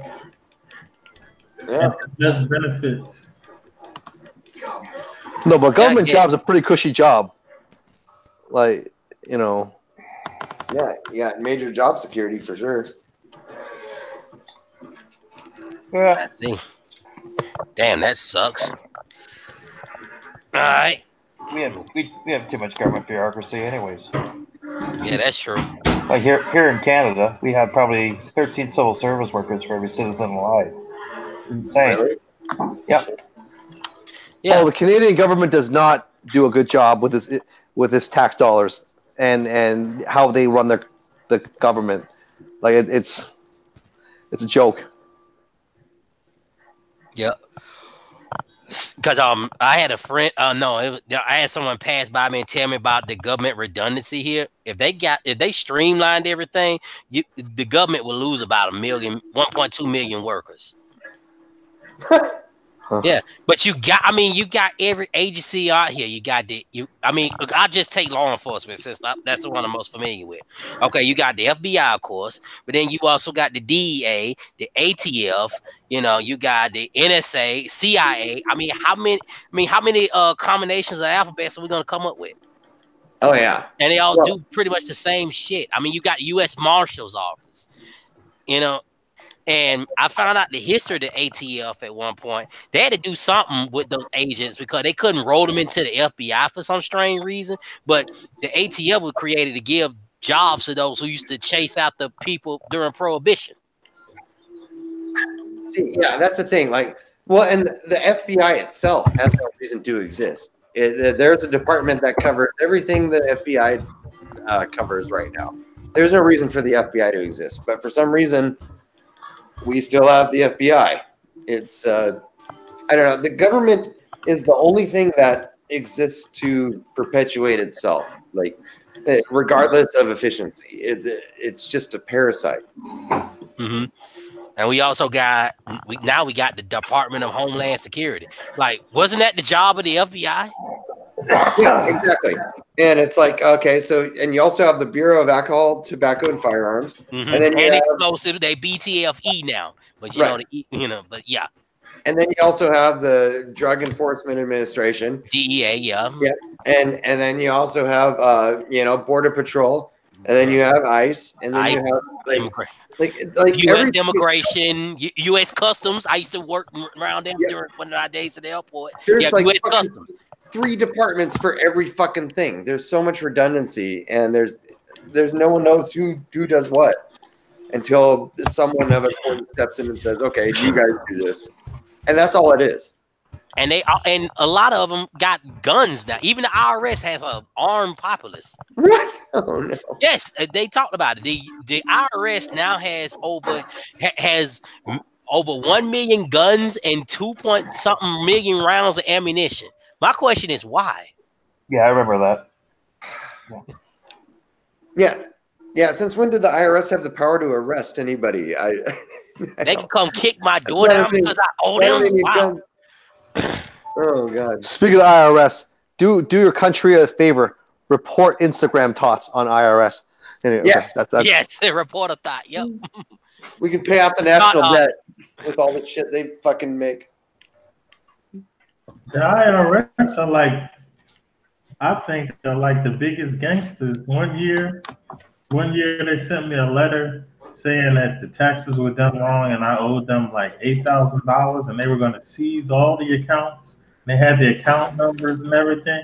They were going to take the card that I just got and all kinds of stuff. I'm like, they can do all of that. They didn't even give me a chance to defend myself. Yeah. So I had to call them and make an arrangement, but I didn't know they had power like that. Oh yeah. serious business, man. Tax evasion. That's how the government gets paid, man. And they can seize everything just like a foreign terrorist seizing or something. Freeze all your accounts, take your car away. I'm like, you can take my car and it's not even paid off. That I just had for like 6 months. Man, they were real hostile. I was kind of offended. I'm like, y'all could have called and we could have talked about it first. And, You know, it's funny, like the government is notorious for being super detail oriented and expecting everything to be in line whenever they contract with anybody or any agency that reports to them. But Facebook gets away with so much shit. Like, they're so slapshot in all their fucking dealings, and there's no accountability. There's no like they're expected to be able to account for all their assets, and our assets are not. They assign them to people and just let them go. They disappear, whatever. Don't follow up on them, and there's no fucking central accountability. And I know the fucking government audits that shit because that shit gets reported as a loss, right, for tax purposes and shit like that. It's an SEC concern, but for some reason, they never get the hammer brought down on them. And when you're supplying the government with information, you're gonna get a lot of leeway. Yeah, that's exactly where I was going, Mikey. You got it. Yeah. There's a payoff somewhere, and that's exactly it. How do you think it got so big? They saw the potential for it to be like a data mining site. Yeah. You know, the guy started off the company as a means to pick up girls. Yeah. All right. Given the today's society, that would not even fly. If you think about it, like fundamentally, that's like that's a pure Me Too, like anti-Me Too thing. Like the feminists would go all over that in today's society. But why does it exist, and why is it such a powerful social media thing? Because there's greater forces at play. Yep. I feel like if someone took the risk and created their own version of Facebook that costs people, say, $1 a month, and for that $1 a month, that would guarantee that their personal information would never be sold anywhere. Like they're actually paying for the social media service, and that's where the company gets their money from. And they're not gonna store and sell your service or whatever. And it could tap into your Facebook and invite all your friends or whatever.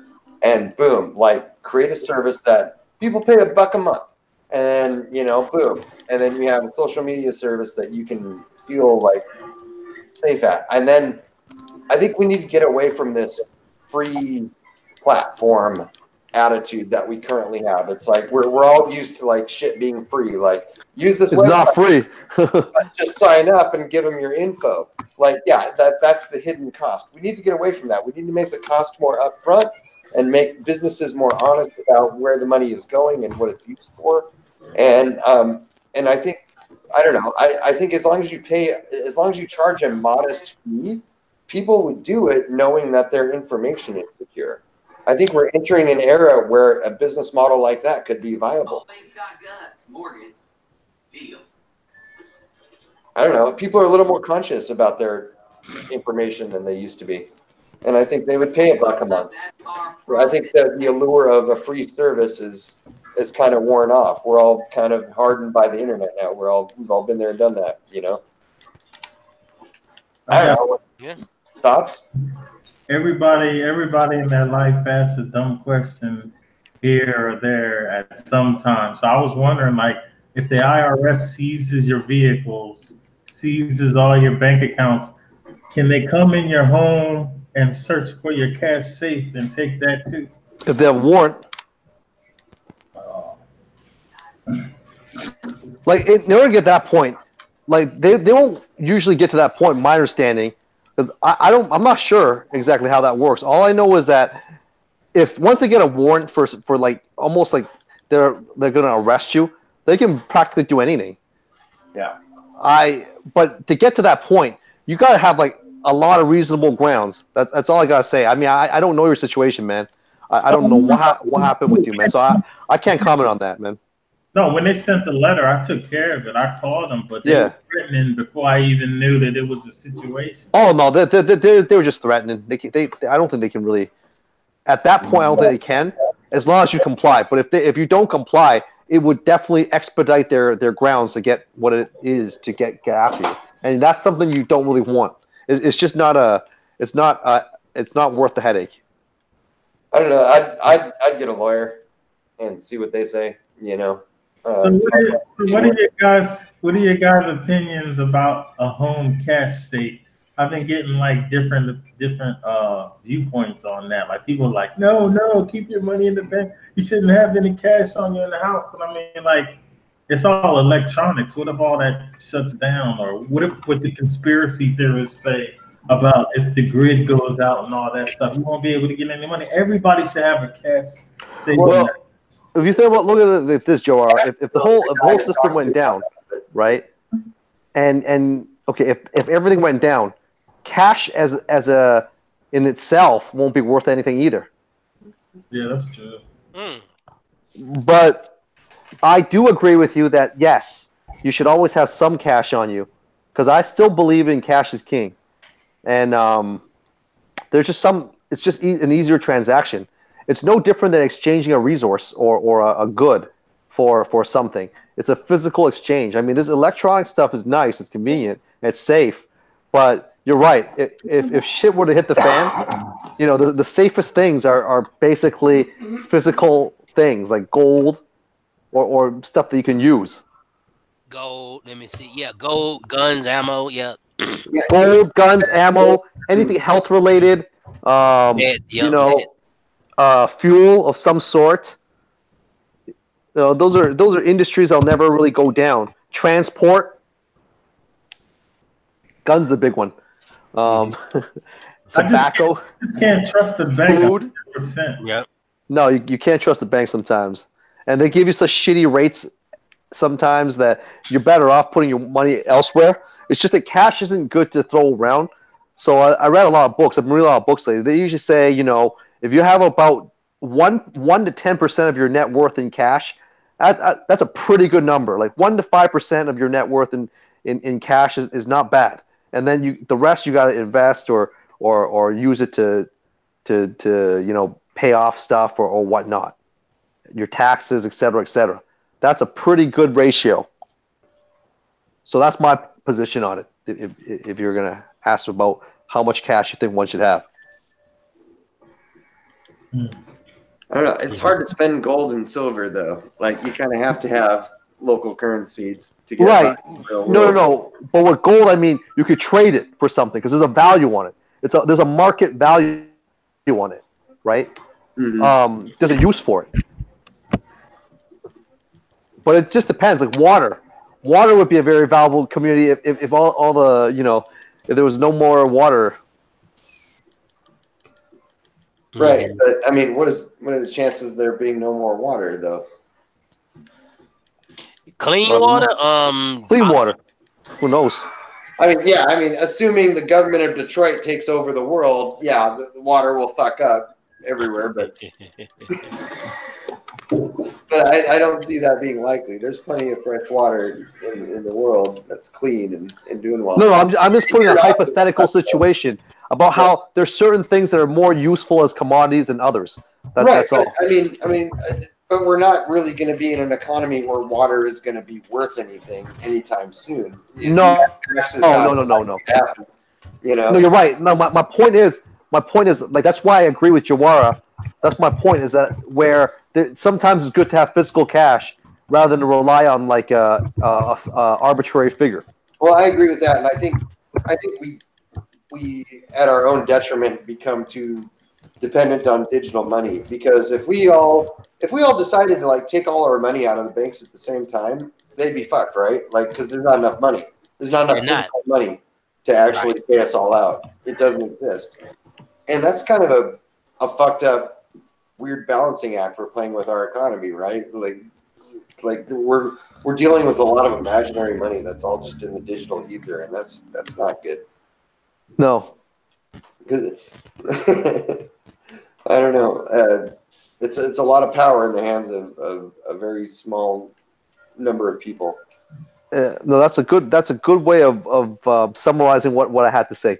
Good. I'm glad you're here to translate that. You did a real good job with that. Yeah. Well, here we are. Yep, that's right. Is anyone excited about any movies coming up in the next year? I know Captain Marvel's coming up soon. That's going to be the first superhero woman movie ever. Star Wars Episode 9. Yeah. Everyone excited about that? Not really. I don't really have many movies that I'm interested in right now. Everything's nice now, right? When's the last time there was a good movie out? Oh, I thought the Avengers movie was pretty good. The Infinity War was pretty good. I saw Creed 2, actually. I was surprised how good that was. I didn't even like the first one, but I saw the second one. And it was a good follow-up to Rocky 4, if you're a fan of the old Rocky movies. No, I think it would. It seemed like it's pretty good. I just haven't had a chance to watch it. Yeah, I don't usually go to movie theaters. They brought Dolph Lundgren back, and they fucking paid his character respect, man. Like they didn't make him out to be the big evil Russian Nazi alt-right Republican character. Like there was no SJW shit in it at all. Like it was just good old-fashioned storytelling, and I was really grateful for that when I saw it. I was like, damn, this is okay. All right. The worst part of the movie is Tessa Thompson, and she was the worst part of the first movie too. So that's the same. But I hate her character. I hate her as an actress, and yeah. But everything else worked. It's always great seeing Rocky too. So yeah. Cool. We'll have to check it out. Yeah. I don't know, but I don't know. Like, are there any movies anyone's looking forward to watching? Like, I feel like the whole industry is dead. Me Too killed it. Panther for Best Picture. Oh no, there is a movie I'm looking forward to. Sorry, my bad. John Wick 3. Yes. Oh fuck. John Wick 3. You're right. Those movies are fucking legit. Yes, they You're are. right. Yeah. Yeah. Who would have thought Keanu would have been holding the torch for good acting? Dude, that was like the best. I tell my friends all the time. I think that's the best Keanu Reeves series, like of all the movies he's made. Even more so than The Matrix. I didn't even give a fuck about The Matrix that much. I thought it was a unique movie, but outside of its uniqueness, I think John Wick was definitely bomb. It reminded me of those Blade movies. That's probably why. Well, yeah, it's just good old-fashioned action movie. There's no bullshit lesson that the screenwriters are trying to pound into your head. It's just and here's a good revenge story about a guy trying to live his life, and they killed his puppy, and it's like, fuck you, man. Like, right. Don't ever kill anyone's dog. Don't do it. Just don't fuck with anyone's pet, man. Right. Just pet him and we'll keep him walking. Fuck it. But maybe they had just kicked his ass. They wouldn't. If they just jumped on him or just brought him some money for the car. If he said no, fuck it. Just that's the end of the movie. But no, they whoop his ass. Then they kill his dog.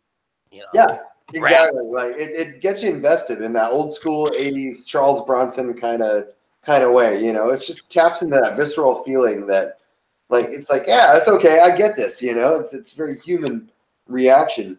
And I don't know, like, Keanu's kind of a cool guy. Like, did you guys know he donated like $20 million to like a fucking cancer children's hospital, and like totally on the down low? There was no press about it or anything. He just did it, and then it got leaked that he did it, and like, I don't know, like, he's just a good guy, and he doesn't have any fucking, I don't know, controversies or anything that I'm aware of, or I don't know. We always used to make fun of him as being like a fucking one-note actor, right, back in the day. But who would have thought that he'd be like the one legitimate actor that's like still doing good action movies in 2019? When Harrison Ford and fucking all these other fucking people have sold out and become old and pathetic and tired, like Keanu Reeves is still fucking killing it. I don't know. It's great. Yeah, Keanu's. I think Keanu doesn't have many. Is Keanu married? I don't think so. I think No. okay. See, I think here's the trick. As long as you're not a married Hollywood actor, you're not gonna have much shit on you. It's usually the married ones. Look at Leonardo DiCaprio. Never been married. I think he's one of the smartest motherfuckers to ever play that Hollywood game. You're right. The guy can go around sleeping with everybody because they're all gonna do it anyway. But no one's gonna give him shit for it because he's single, and the chicks want him. So it's like they always have that possibility of what if I could get with Leonardo. You know what I mean? Yeah. If only George Clooney followed that advice. Exactly. But even George Clooney isn't in a bad spot. George Clooney did well, though. I gotta say, like he married up. I gotta say, like even for him, that chick was not a gold digger. She had her own shit. No, he's smart. He didn't go for like the just a hot piece of ass. You know, he went for a girl who's attractive, had a lot of stuff going for her. No, he played it right. I think, you know, if you're fortunate enough to get a girl that has a lot of stuff going for her, that's the best kind. Because there's not many of those around. Most North American women, or most women in general, you know, have been brought up with the society thinking that a man's going to save them from their hardships. So, how many women do you actually know that own their own homes, that they bought themselves? Yeah, but George Clooney's about to get a divorce, so. Yeah, but those don't really count, man, because they're both rich, so it won't really affect them anyway. He's George Clooney. What's your official Facebook page? I gotta send you the. I don't got nothing, man. I don't got nothing. But you hit me up. You hit me up on Messenger, man.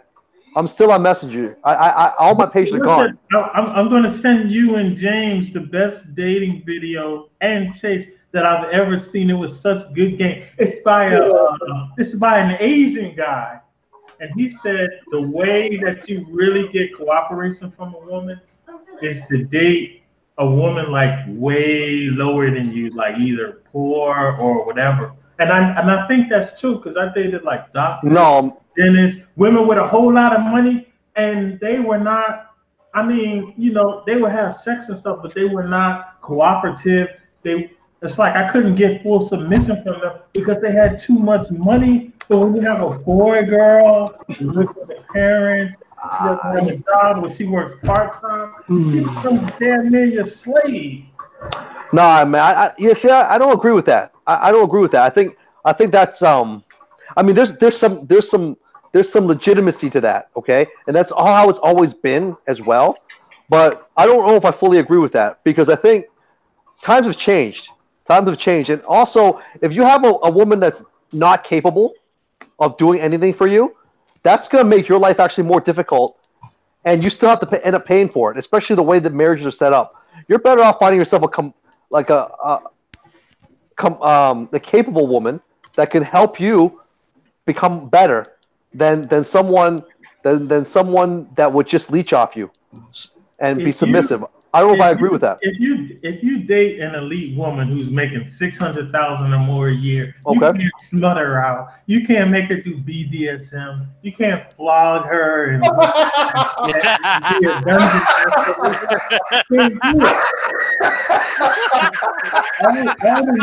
all the women that I dated that make a lot of money, I couldn't get them to do nothing outside of the money.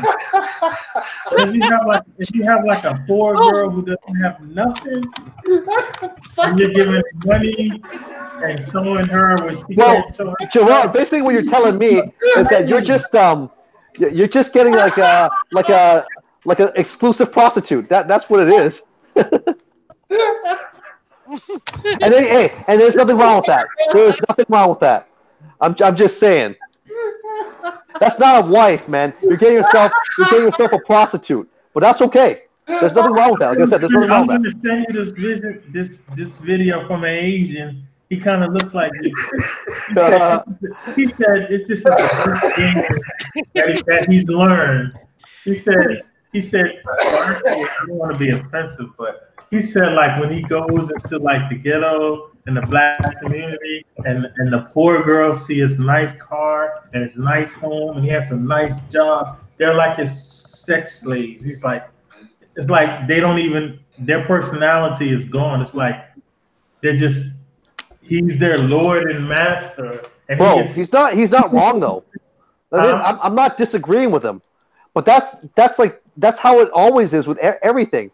Like a rich guy is equivalent to a really hot girl when it comes to sexual mating values, right? It's not like, look at all those guys that do stupid ass shit for a hot girl. That's no different if you think about it. Damn. I still can't get over when you date a rich girl, she doesn't let you flog her. Do you think a doctor making $900,000 or more a year is gonna let me take her in the basement? I'm not down with you. I'm peeking to a new. Wait, hold on. Wait, let me ask you that question, Jawara. Yeah, but you gotta be making $1 billion.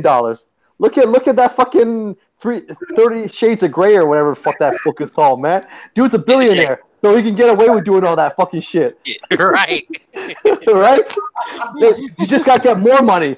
That's the thing. If you want to fuck a girl, find a girl that doesn't make $1 million a year. I'm sure there's plenty of or you gotta make $1 billion a year.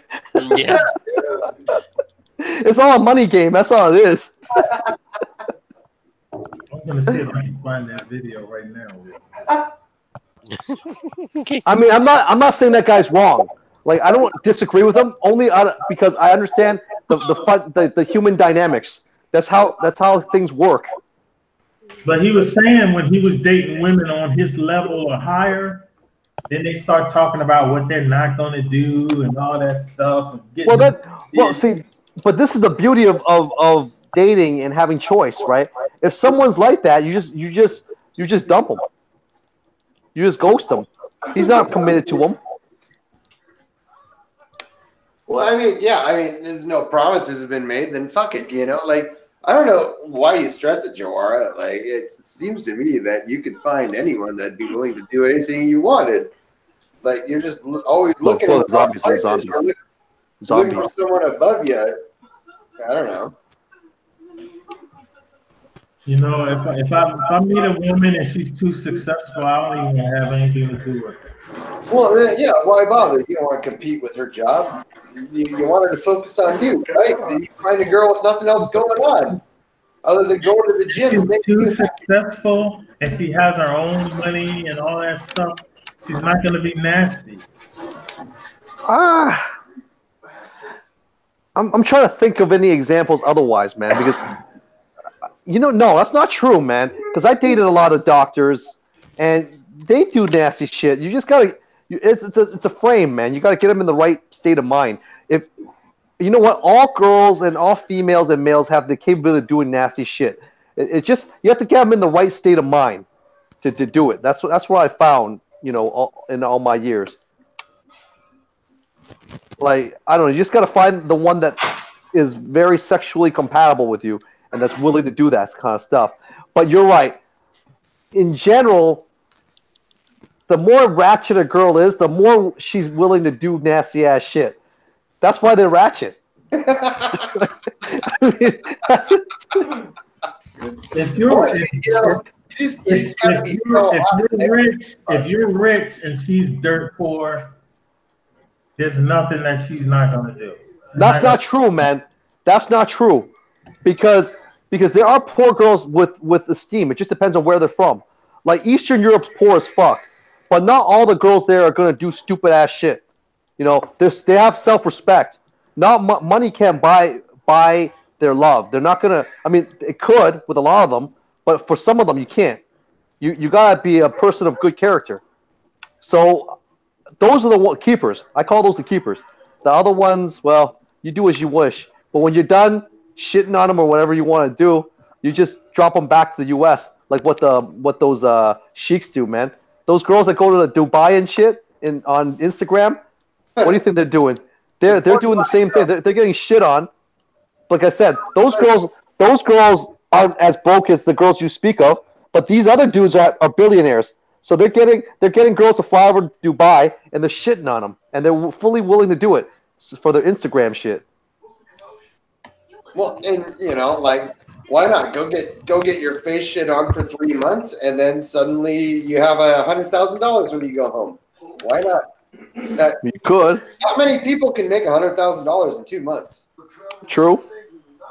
It's not the easiest thing in the world to do. You take the $100,000 when you get back and you invest in a fucking, I don't know, a fucking burger shack or some shit, and you're set. Like, I don't know. And I agree with you. I agree with you, James. There's nothing wrong with that. But my problem is the chicks that do this would claim to be holier than thou, and that they wouldn't do ratchet ass shit. Or they would. That's my problem. I'm not a slut. I'm not a slut, or I'm not a whatever. I'm gonna let some dude shit on me for money, but I'm not a slut. I'm not a hoe. That's my problem. If you're gonna be a hoe, admit to being a hoe, and we're all good.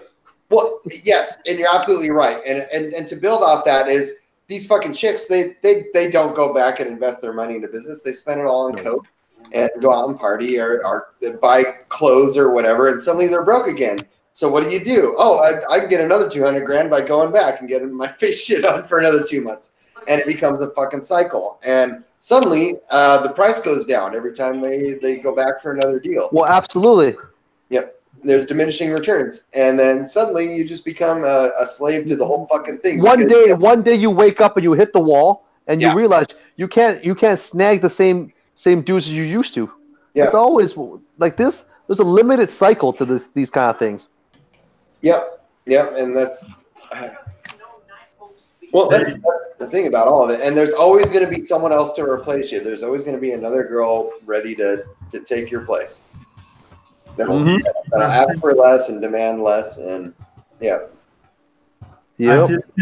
just sent you the link, James, and I sent the link to Darren, and the link is in the sidebar over there. Best video I ever heard. When I heard his perspective, the genius Asian, I was like, man, it makes sense now. Asian McTown. Just imagine. I mean, this is an extreme example, but just imagine if you have a convertible. No, that would be too extreme. Say you have a nice car and you park by a woman's homeless shelter, and you see a woman that's actually cute.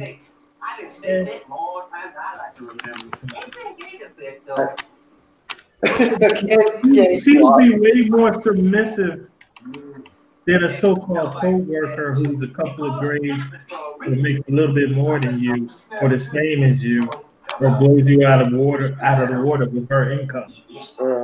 Then you get that girl who just got put out or doesn't have a place to stay, or is homeless and still cute if that's possible. Well, that's also probably because you're a decent human being, Jawara. I mean, if you were like a thug and didn't give a shit, maybe that $900,000 woman wouldn't have any power on you because you didn't give a shit about her. You do it anyway because you're a fucking thug. Maybe that's the way to do it. It's worth a try, Jawara. Nothing else is working out for you. It's fun having sex with high income women, but it's just they do what they want to do. Why are you always so obsessed with income, Jawara? Those girls are the biggest problem. Any woman that makes over minimum wage, I'm not going to date her anymore. The highest I'll go is the hot bartistas at Starbucks. The hot girls in the mall or something. But these women with all these degrees and stuff and education. Yeah, but Jawara, that's a lot of them because That's your 20-year-olds that you're targeting.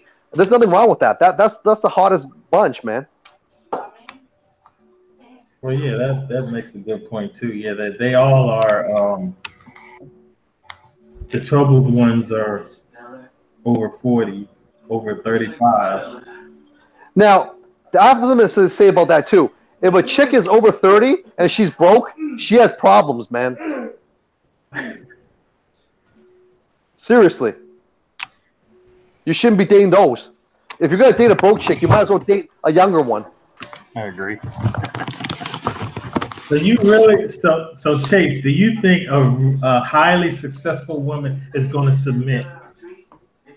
Well, here's the thing. The reason why I didn't answer that, because this may be an outlier situation, but I ran into a lot of, I ran into a good number, I should say, of successful women that got dudes that when you look at them, you're like, how in the hell did he get a hold of it? Because I guess it's different here in Atlanta, but I've met a lot of professional women in my that got dudes that, you know, they look like they can't put two sentences together, but they, you know, and they don't make some of them don't make anything. Some of them use their car. It's just all about your personality and how you carry yourself toward them. They're dominant. I agree. That's why you gotta be a thug, man, and not give a shit. Like that's what I was trying to say to you, if you are. Like if you get in there and start acting like a straight acting like you don't give a fuck, I mean, you're gonna actually get a hold of more women. Like I get the whole thing, like you only want women in their 20s, but you know that's cool because that like Mike said, they're the hot ones. Just open up a private strip club already, Jawara. You can afford it. Just don't allow the public to come in and call it a private club and just hire a bunch of chicks to come in and take care of you. And make them faithful. Make it a job requirement that they can't have boyfriends, and you'll be happy. Boom. Well, did I tell you what this girl did to me this week? I thought I told you, but there's this girl that lives in New York. This lady, she's like really cute. I'll send you a picture. I met her like 3 times, and she came over before. She said that she wanted to come over for like 3 days. But she didn't have money for the train, so I wired her like $52, and she didn't show up. Bro, you got that was man. a scam. That was a scam. That's what you don't do that shit. I never do scam. Yesterday morning, she called me. Bro, if I knew it was that easy, like yesterday morning, she called me 5 times in a row and tried to get money again. She was like, "Oh, some stuff came up, but I'm really gonna come this time." That's the second time that happened. That happened a couple of years ago too. I was talking to this woman on the dating line in New Jersey. I think she was in like Baltimore or something. Hey, like, I'm not gonna judge. Pay for my ticket. I'm gonna come. I wired her money. Never heard from her again. Nope. You know, I'm not gonna judge. I've sent women online on Faith before too, so you know, it worked out for me. But it could have just as easily not have. So, yeah, I'm not gonna judge it. I wired this girl $52 for her train ticket, and she didn't show up. Now that'd be hard to get like $5 out of me unless it's something unless I know for a fact that they're gonna jump on the train and come see me. Like, nah, I just don't do that anymore.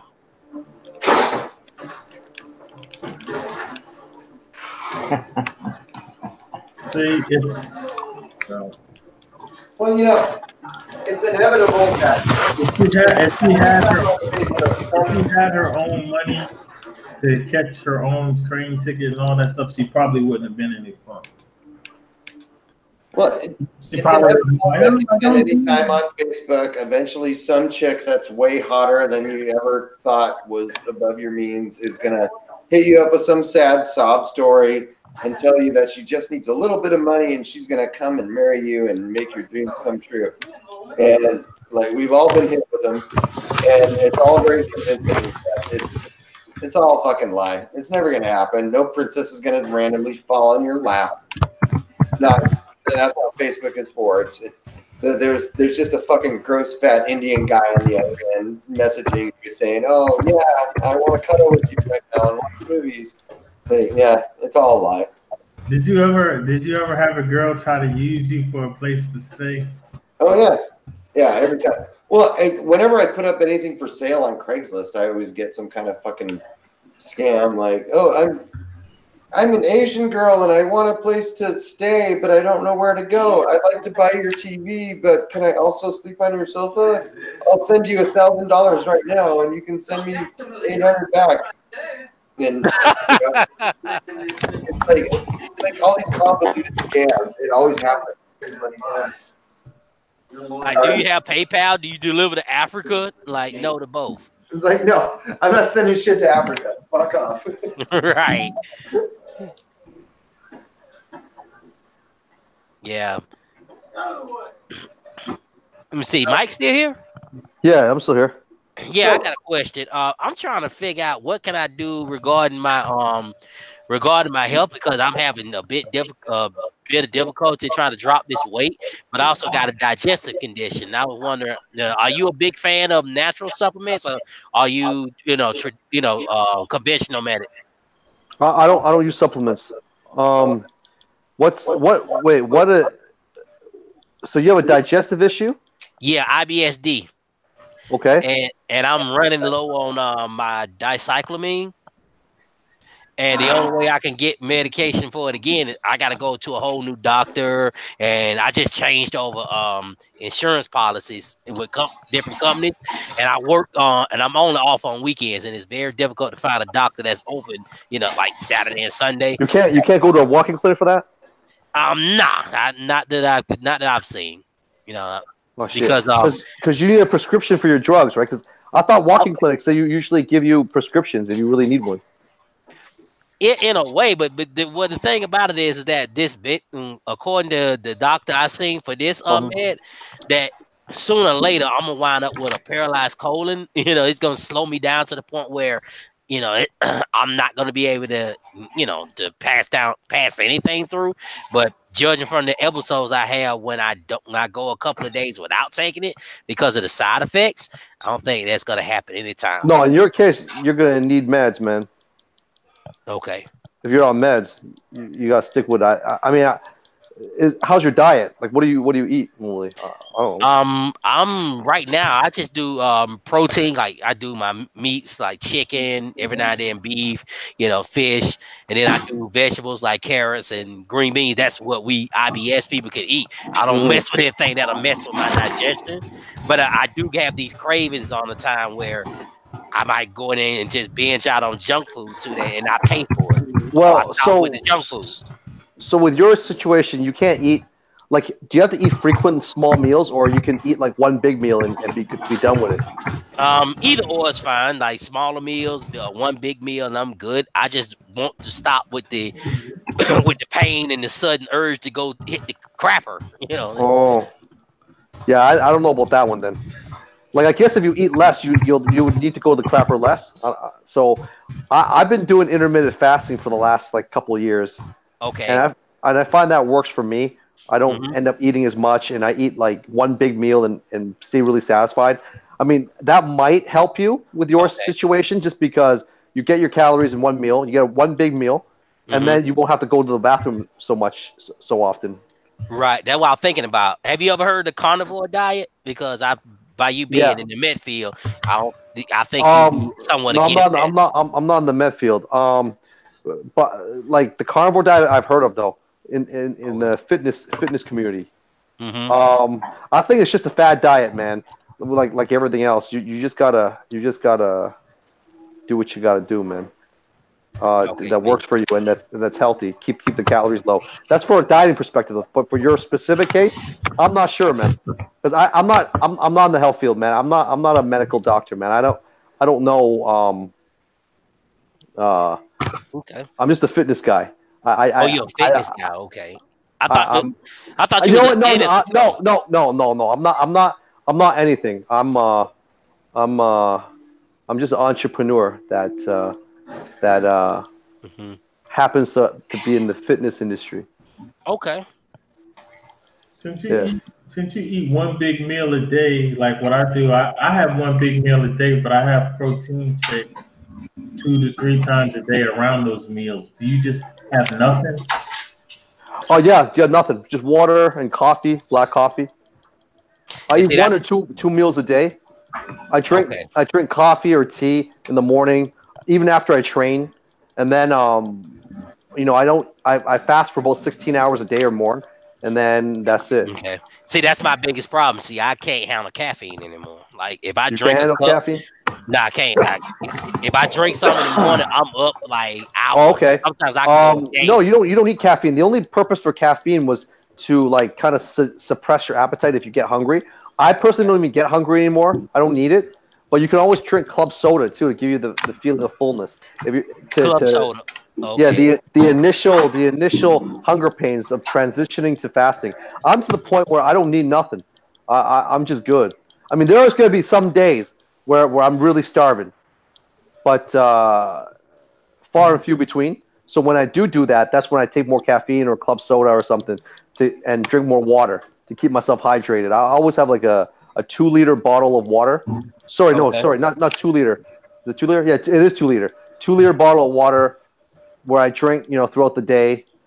And if I can make that, drink one a day, then I'm good. I know I got my 8 glasses or whatever it is. Okay. So club soda and seltzer water are about similar, right? The same thing.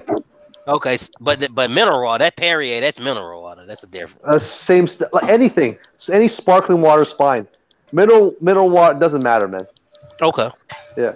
The idea is to keep yourself hydrated while giving a bloated feeling to your stomach, so you feel satiated or full. You feel full. Uh-huh. Okay. Cool. Yeah. Because I would like to do that, but what if I'm a diabetic? Like, let's just say I'm pre-diabetic. Won't that mess with me? Or Pre-diabetic, you just gotta watch your sugar levels, because it might actually improve your insulin sensitivity. Because I have there's a lady that works with me, like one of my assistants. She was pre-diabetic too. She was even diabetic on meds. She started losing weight by eating properly and start intermittent fasting. Now she ain't on meds no more. She's basically not diabetic anymore. It's crazy. Wow. But there is a caveat to this. You just gotta, like I said, I'm not a doctor, so you better like ask your doctor first, and also check your blood levels, because a lot of times doctors don't know shit about nutrition anyway. You're right. They take one class in nutrition in their 4 years of med school or whatever it is they go, and that's their nutrition background. Yeah, that's true, because the last doctor I went to, they wanted me to go to a like a registered dietitian or a nutritionist, right? Yeah, nutritionist, absolutely. Yeah. But if they're a nutritionist, you gotta make sure they're a registered dietitian. Anybody can be a nutritionist, but not everybody can be a registered dietitian. Okay. Let me see. My job is calling me. Give me a sec.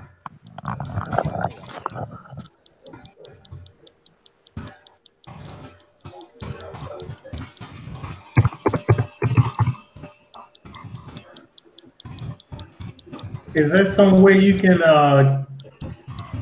take that video off the side, Mike, and watch it, and then get back with me later? All right, hold on, Jawar. You know what, man? Here, I'm gonna message you on Messenger, and you just send it to me. Send it to me on that link. All right.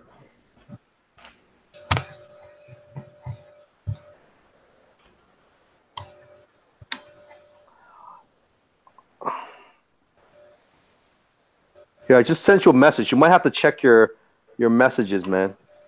Okay, I see it.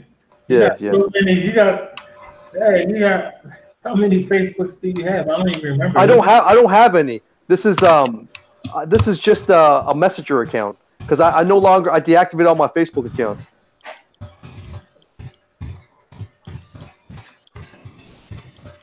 I can't do that because I get extra royalties from the links I post. Oh yeah, no, you do what you do. If you making money off of it, then don't do it. Yeah.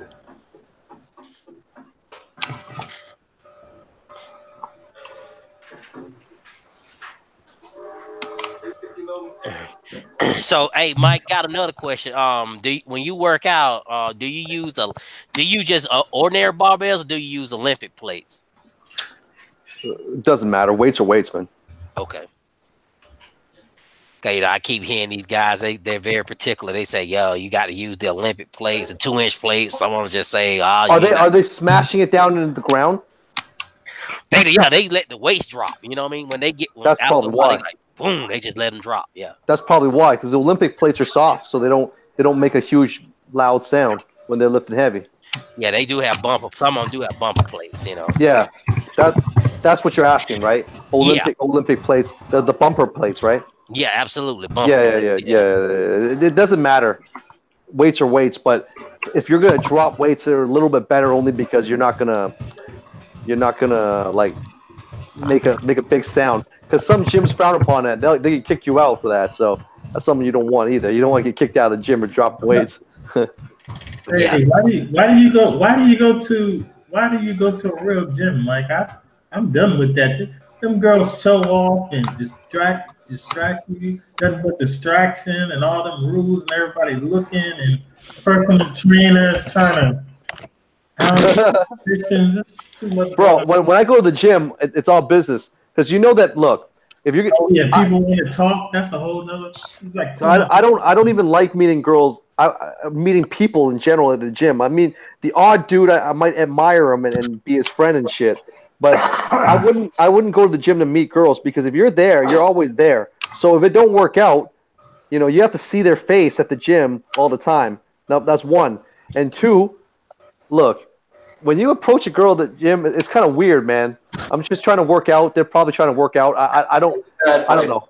I do have a friend. You guys know Dutch, right? You guys know my friend Dutch. Dutch does pick up girls at the gym. But that's him, man. He does that. And, you know, but I don't see the point. Like, none of his relationships that he meets at the gym last anyway. So it's like, you know. Don't flirt with girls at the office. Don't flirt with girls where you go regularly. It's just not a good idea. Yeah. And then furthermore, don't shit where you eat. Don't shit where you eat. Don't shit where you eat. Yeah. And then it's hard to find in all the real bodybuilding, strength training, what they call meathead gyms, in Georgia or outside the perimeter. There's only very few of them that are inside here, the perimeter in the city, and they're hella expensive. They're like some places charge like $300 a month. Oh, for sure. Yeah. Any specialized gym is gonna charge way more. That like as long as you have a decent gym with all the fundamental weights, you don't really need all that stuff. I mean, that's just extra. You're just paying for the extras. Right. But the thing about it is, Rocky. Look how Rocky worked out. He fucking worked out and he punched. Yeah, that's a fucking movie though, man. You're telling me Sly Stallone didn't lift weights for that fucking film? Go punch some fucking dead meat sides. Like I do want my own weight set, even though my bedroom's so damn small. I do want my own 300-pound weight set and hang a punching bag in my bedroom. Like I'm just not this guy that wants to go to the gym anymore because there's so many thirst traps there now. And like just focus on your workout. You don't have to worry about. Don't have to deal with those thirst traps. Well, and we live in a world of YouTube. There's exercise videos all over the place for free that you can just watch and do in your living room. Even if you go to the gym and ignore women, I'm just saying, even if you don't talk to them and you focus, it's just a distraction with them wearing tight stuff, walking in front of you. It's like right. I think that's just you, bro. I think that's just you, man. I don't have that problem. They're hunting for attention. And exactly. Just pay them no mind, man. Walking and bending over in front of you, trying to do their yoga poses and shit. See, when they do that, I find it flattering because it's like they're admiring me. Yeah, when you look at it, because it's so crazy. Like half of them go there, and a lot of them wear makeup. And working out. I know you're sweating, and you're. I know. Like, why do you even care? Why do you even care? Like, just do your thing, man. Like, the most attractive thing about a woman is not giving a shit. Like, just stop trying. Don't just be you, man. Do your thing. Make yourself better. They'll fucking come to you. Exactly. That's what I was. James, again, you're summarizing what I say. I love it. I love it. Yeah, stop trying, man. Like, just do you, man. Be your best self. they'll fucking show up when they realize you're awesome. You know? No, like my issue with young men, like I always tell young men, like 20 and up, I tell them, do not focus on pussy chasing. That's the worst thing you can possibly do for yourself. Just do what you want to do, makes you happy, and that makes you a better person, and improves the aspects of your life. Remember those 3 things I said in the past: health, wealth, and social support. I still stand by those three tenets. And as long as you're doing things that do that, you're not going to get yourself in trouble. We've been having these discussions for the last probably 5-6 years now, ever since we found that red pill or whatever. Right. And these fundamentals hold true. You can't pussy chase. Never pussy chase. That'll hurt you in the long run. It'll always hurt you. The rate of return is not good on it. It's not good. And you know what? By saying this, I'm going to be called a misogynist, even though this is words of wisdom. Like, I can tell these moms, right? These women who hear my words. You have a son. You have a son. You don't want your son to be bamboozled by foolish women out there. You don't want your son to end up with a bad woman, because that's going to wreck his life. Yep. See, when you put in these perspectives, they won't think I'm a misogynist anymore. Because I had dinner with a friend last week and his wife, and that's what happened. I was introducing him to rap music. So I was showing him that song, that Future, because Future has a lot of red pill lyrics that Future was singing. I go, look, when he's singing this stuff, it sounds really misogynistic because he's talking about like calling women hoes and all that stuff. But then I started to explain to his wife, I'm like, you have a son, right? And what he's trying to say is he's teaching him life lessons. Don't blow all your money on a hoe. Don't spend your money on a hoe. Rather, you're better off chasing a check. So focus on making money for yourself. You know, these are all very good advice. I mean, it sounds very misogynistic, but it's very good advice. So what he's trying to say is he's just telling a guy not to marry this chick because she's a hoe. Yeah, and I go, you have a son. You don't want your son marrying a hoe. And she's like, yeah, you're right. The reason why people like us can't communicate with people that think all that shit is misogynist with patriarchy is because we're talking past each other. You and I talk about it in terms of the individual situation. Like, yeah, that person's an asshole and some women are hoes. The problem is the other side says you say some women are hoes, that means all women are hoes. And they look at everything in absolutes. Like, they don't see anything in terms of nuance. Like, if you label a woman as a fat pig, say, oh, random example, Rosie O'Donnell. If you say she's a fat pig, suddenly you're saying all women are fat pigs and you're a misogynist, right? Like, this is where we talk past each other with the other side. They look at everything in absolutes, whereas people like you and me and everyone on this show see it as individual. Like, yeah, women are fucking hoes, but there are also women that are legit women and that deserve our respect. And learning the difference is how you become successful in finding a good partner. But they don't see that. All they see is that they stop listening at the women are hoes part. And they're like, oh, you fucking hate all women. You know what I mean? Yeah. That's where, like, I lack diplomacy. Like, my biggest thing is I'm too straightforward. I'm too honest. I don't have any diplomacy. Like, I'm just straight. I shoot from the hip. But I'm gonna give you an honest answer. I'm not gonna bullshit you. I'm not gonna lie to you. I'm gonna call it as I see it. I mean, I could be wrong. I might not be right all the time, but I'm not wrong all the time. This is where those guys are coming from. When they hear us talk like that, we get it because we speak the language of nuance and we're speaking truth to power. But they see it as, oh, you said women are hoes and therefore all women are hoes. That's how they hear it. That's how they hear it. Like, it's fucking idiot. It's idiot hour. It's bizarro hour. It's fucking retarded as hell. But that's how they hear things. That's their zeitgeist. Yeah. No, yeah. I think it's only like certain women that hold such a huge like victim mentality too. I don't even think all chicks are like that, because even chicks are starting to be sick of like some chicks shit, you know. Oh. Like, even my sister is like, you know what? There's a lot of women I don't like because I know what they're all about because I'm a woman too, you know, basically. Yeah. And it's kind of funny though, because a lot of times, most often, women's like the people that criticize women the most are other women. It's not always. It's not really men. Right. Body shaming is entirely the realm of women. It's not men judging women's body. Men are very forgiving about women's bodies. We'll fucking find a 5 or 6 and prop her up to a level of 10 in our head if she gives us fucking attention. Like it's good sex, yeah. Yeah, like it's other women that are making them feel ugly. It's not us. Like exactly. Like this one chick wrote on Twitter that if she puts on a dress, that it was gonna be men that's gonna criticize her. And a man responded to him like, "Hey, we wouldn't give a fuck if you wore that dress yesterday. The comments you're gonna get are gonna be from other women." Well, I have a thesis that says, men aren't really attracted to the women per se. We're attracted to the outfit. Like, and fashion has gotten to such a point where it makes us think a chick is hot, even if she's not, because the outfit fits her in a particular way. And I think there's a lot of truth to that. I think it is. There's a certain thing about like a woman can be fake hot. Like she can have like fucking great rack and great hips, and she's wearing the right dress, and she's got the fucking thigh-high boots or whatever, and you're like, oh damn, she's hot, and you see her face.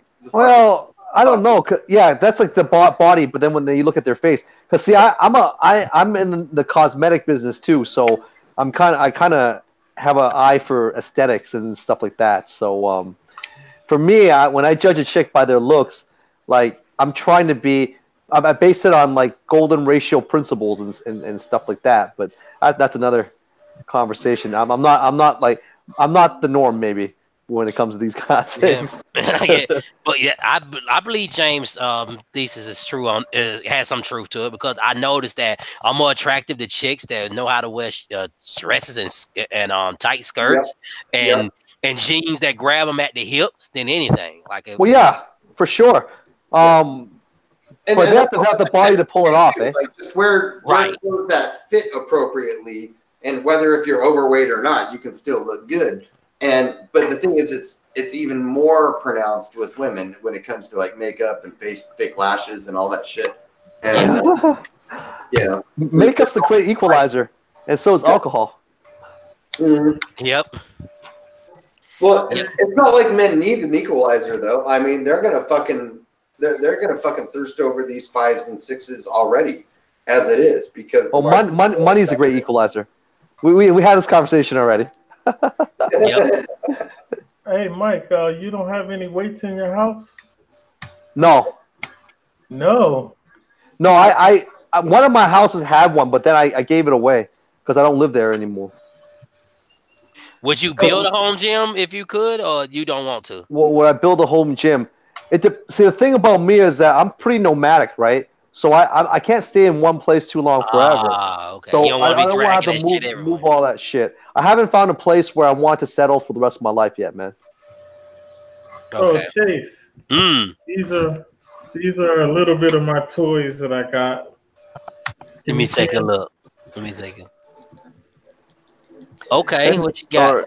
Anyways, guys, I gotta get going, but it was good talking to y'all. All right, Mike. Thanks for hanging out, man. It was really good chatting. Let's do it again real soon. We'll do it again real soon. Maybe next week. Fucking A. Let's do it, man. Fucking A. All right. Take it easy. Video too. All right, so what else? Good night, fellas. Take care. Yeah, Chase, I got that stuff from Walmart. Did you guys hear about that fucking guy that brought a gun to a middle school in Eugene, Oregon? Cops tried to escort him out, and he pulled a gun on the cops, and he got shot. And all the fucking faggots in Oregon protested the cops, saying it was an unnecessary shooting.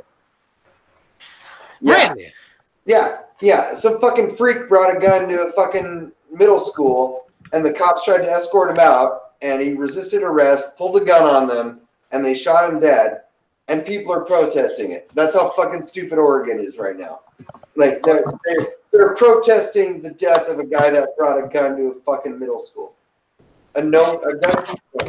Like and he pointed at the cops, of course, and I'm supposed to be mad at that. Like I'm not. Yeah, cops saved the lives of children. And, like, That state's always been fucking stupid though. yeah, and I saw the video, and the guy's wearing a "Smash the Patriarchy" T-shirt, which is interesting. It's like he's an ultra left winger, but he still shows up in a school zone with a gun and starting trouble. Like, this is the state of the left wing. Wow. Right now. Like, it's all fucking purchasing. They're so scared of guns that cops that actually justified in using them on a psychopath, they want to protest. Yeah, oh, yeah. I guess they would have been happier if some kids got their fucking faces blown off. I guess. They would have been happy if that happened, and then they turn around and legislated massive sweeping gun control. Yeah. That's what that's the whole thing about it. When cops want to use deadly force to stop a threat like that, it flies in their face of this whole utopia they'll create if for some reason guns just disappeared off the face of the earth. Right. Yeah, and then everyone will just get along and chew bubble gum and give each other hugs. It's all good. Oregon is a hellhole anymore. They've completely ruined it. All the cancer of California is moving northward. The West Coast might as well be lost at this point. Oregon is absolutely fucking shithole anymore, especially Portland. Antifa is completely taken over everywhere. So my question is there any place left in the world that hasn't been infected by this shit? Like, can I go to Colombia in South America, just learn a little Spanish and get by? That's why I want to retire to, honestly, because right about now, this place, if I make it to my 60s, this place is gonna be hell. Shit's bad if you're looking at Colombian territories of the cartels. It'll look better than social justice territories. Because at least there are men that run the place still, and women still act like women in Colombia. This place, I mean, you can't even tell a girl that her dress has a cute color without some simp trying to lie on you and tell you that you said something that you didn't say. Yeah, brother, get away from the big cities. Get away from the college towns. Go to real America. Get away from all this bullshit. That's my job. That's exactly my goal. That's what I'm doing. I'm getting away from Austin. I'm done with big city corporate bullshit. Going back to real America. I'm just gonna make an honest living, man. And fucking shit's cheap to live, and you don't have to worry about social justice shit. And yeah, man, get away from these population centers. It's all toxic. There's beautiful women. There's good people. Like they're out there, man. Yeah, but the closest thing I've seen so far is Norcross. Like, even though that's like not too far from Tucker and the rest of the Cobb County, it's insulated from all that other bullshit. Yeah, man. Like, I don't know about any of that, but find a small town and get away from it. Figure out a way to make an honest living. Like my solution is to sell hot dogs, and I'm going to be okay doing that. Yeah, I'm happy, and just settle down and pay my bills and get away from all this shit. That's my goal. I'm done. Like I'm not even gonna miss Atlanta, to be honest with you. Like I was thinking about picking up a job with this company and moving to Boca Raton, but I'm not sure. I want to move to Boca for the weather. Yeah. Yeah, well, I mean, just find a small town somewhere that you can tolerate living in, somewhere that has an environment that you like, and just be happy. Just focus on being happy. You don't need to fucking make $1 million and live in the big city and compete with guys like Jawara. You can be happy, with a modest life. And I'm not trying to throw shade on you, Jawara, at all. Chase the game. Fake it until you make it. Yeah. I'm sure Chase walks around like a multi-millionaire. Fake it until you make it. But I was going to say, Chase, a couple of years ago, every black person in the country was trying to run down to Atlanta What happened Yeah, with that? here's what happened. Too many of them came because, for starters, they preached this whole thing. You know, Atlanta was the new chocolate city. If you was a black person with a degree, you all but guaranteed to get a job in Atlanta. Like, it was just what it is. Atlanta was the new black person mecca. And let me see, now I was a teenager in the 90s, that was somewhat true because, I mean, the AU colleges were bumping, the women were cute. I mean, we had our pockets of crime here and there, and crap didn't go, everything didn't go, everything wasn't all sunshine and rainbows. But, you know, things were somewhat smooth in because we still had, you know, men around. You know, once we started having a lot of this crap going on with, you know, with the single motherhood just running rampant, and you know the drugs got in the way because we always had the drug problem, but we still had men in the street that get carried like men. Like, hey, when they see you, there used to be a time where even the dope boys, when they see some bullshit, they be like, hey, you need to chill with that shit. When them same dope boys got the police called on them for yelling at these folks' kids, then shit started going down here. There's no more honor.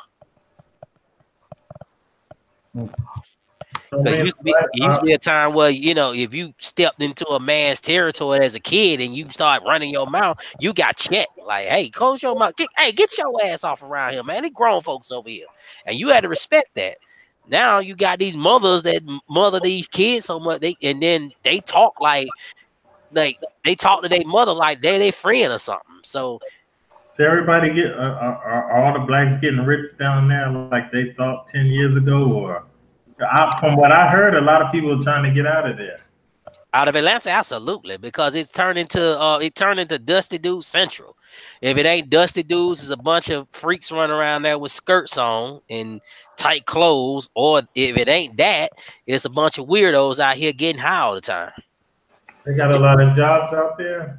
They used to. Like, if you want a job now that pays money, you're gonna have to go to the burbs. You're gonna have to go to your Alpharetta. You're gonna have to go to your Cumming, your Canton, your Norcross, your Swanee. I mean, that's 45 minutes away. Your Lithia Springs, you know, because everybody lives south of the city, east of the city, west of the city, or north of the city. Right, south, that's College Park. Well, that's not even College Park. That's Morrow, Jonesboro. That's all your Clayton County, your Fayetteville and Fayette County. That's all that. Henry County, Madonna, Stockbridge, those counties and cities. Then when you're going east, that's basically Conyers, Rockdale County. You know, northeast is Stone Mountain. So are the statistics true that like 70% of the black women down there have all kind of diseases and stuff? I wouldn't say it's that high, but it's enough to make you pause, because every time, I promise you, but when June and July come around this year, I guarantee you, when I walk through the transit station at 5 Points, I'm gonna see about 5 or 6 chicks knocked up. That wasn't knocked up back in January, or, you know, back in this month. So yeah, I mean, it's a lot of messing around here, but you know, the whole case of, you know, the new AIDS cases turning up, you know, the epidemic. I don't believe it's an epidemic. I think what it is that so many people come down to Atlanta and they're not getting it and bringing their problems here. You know, that's what causes the disease STI rates to rise. Because my nephew actually caught chlamydia like a couple years back from a chick. Yeah, somebody told me that they won't tell you what they got. Well, of course not, because they don't want to blow the facade. Yeah, they want you. These chicks, they come from different states. Like this one came from outside of Boston. You know, that gal burnt my nephew, and I'm like, dude, what the fuck? Why you won't wear condoms? And this is a kid. This is a guy that's 10 years younger than me, and already got 2 kids by 2 different women. Crazy. Yeah. But everybody lives away from the city, because not only is it crazy, you know, in terms of the politics, it's also expensive. I mean, they build new shit every 2 weeks. Yep. And the rates just keep going up and up and up. Never down, never stable. Mm-hmm. But I do want to move out and move out of the city and buy me a container home. Like I always been. I just want a garage where I can keep my Mustang, my Mustang, and my motorcycle. That best thing to do? What's that? Build one. Build one yourself. You can buy the containers for probably about smaller ones, probably around $3,000. Yep. Larger ones around 4 or 5, maybe. 4 or 5. Yep. Brand new too. I Yeah. could take a used one. Yep. Then get yourself a welder and learn a few basic welding techniques and put it all together. And best part is you can, if you want to make, you can make a really, it's easy to use them for making a hybrid where you got like say 2 long containers, you space them apart, you know, so you got a certain amount of space in between, and run rafters and beams across and whatnot, and then put on your trusses and shit, and then put in closing like sliding barn doors or something like that where you can seal it in, right? And you just make the area bigger using the least amount of containers. In fact, if you want, you can go 2 53-footers, grab a couple of 20s, and kind of build your own little atrium in there, you know, with that you can have a garden in the wintertime and a glass ceiling up top and all that shit. Right. Kind of like a built-in greenhouse and garden.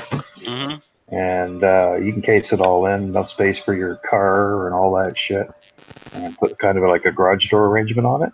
Okay. And your limits are your imagination, right? Okay. Good, but and just learn, you know, the basic stuff about laying foundations or doing block and concrete, things like that. You know, so you know how to rest them on top and plumb them in and brace them.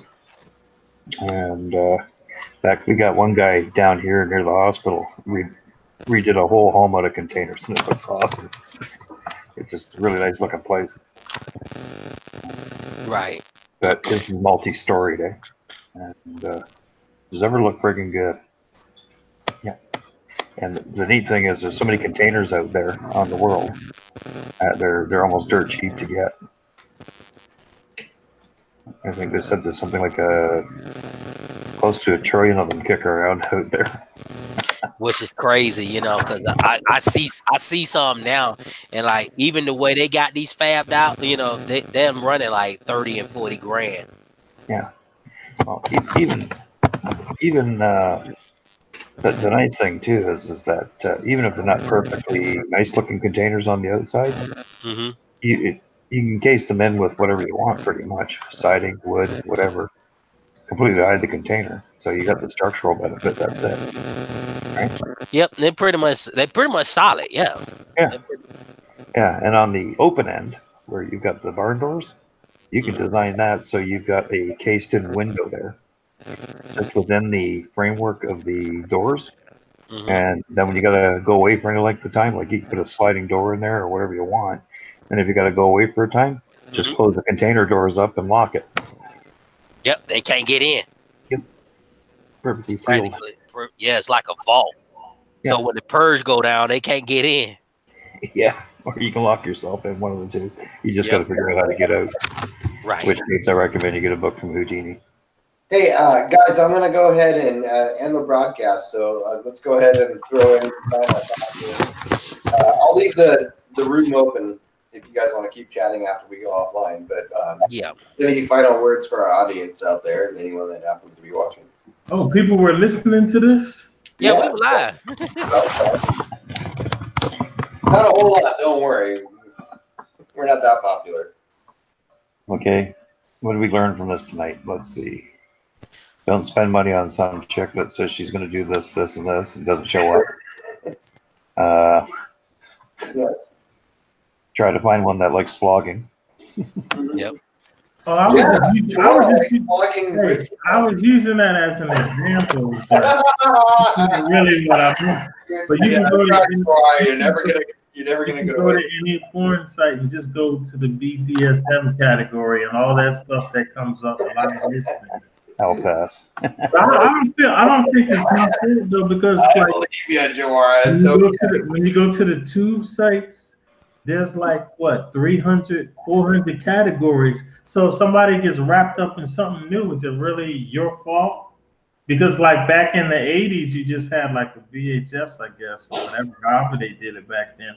But now it's like it's so systematic now and like categorized and theorized. It's like you go to like Pornhub or something, and then there's like 500 categories, and you be like, oh, what's this? And then you click on that, and you click on something else, and you're like, oh, this is cool. I think I like this. And then after like 6 months, Wreck your brain. now your mind is messed up. All right, fair enough. Let's see. Other moral of the story: move to a smaller town, live life. Real. Chase, any final thoughts, bro? Yeah. Stop being a pussy because guns aren't going anywhere. Boom. Second motherfuckers. And I got a question for Chase since we're on the air, because I've had two sides of the coin debate on this about this gun thing. If I would recommend people get the legal gun, but some people have the idea that if you can't get a gun legally, you should get it illegally. But I can't recommend that, because then if you get caught in a home search with an illegal gun, now you're going to jail for like 5 or 10 years because some conspiracy theorist pressure group said, well, if you can't get the gun legally, get it illegally because of what might happen. And it's like they're like putting people in all kind of danger. What's your position on that? You think if they can't get it legally, get it illegally? let me give you a clear idea of what happens quite a lot. Okay, this is very common in quite a few major cities. All right, you get a gun illegally, that's fine. Okay, except the cocksucker at the other end is going to take your money and shoot you with it. How do you like that? Yeah, possibly. Yep, that's one way. Then you also got to look at it like this, see, because the criminal looking at it like this. I'd rather get caught with it than without it. But it all depends on who's catching you. Even if you go in there and have to use it against someone trying to take your life, now you got to ditch it because it's now a possible murder weapon. Yep. And if you get caught with it, you're the prime suspect. Yep. And that sounds like a great note to end our broadcast on. So thank you, everyone, for watching today. And we'll see you next time.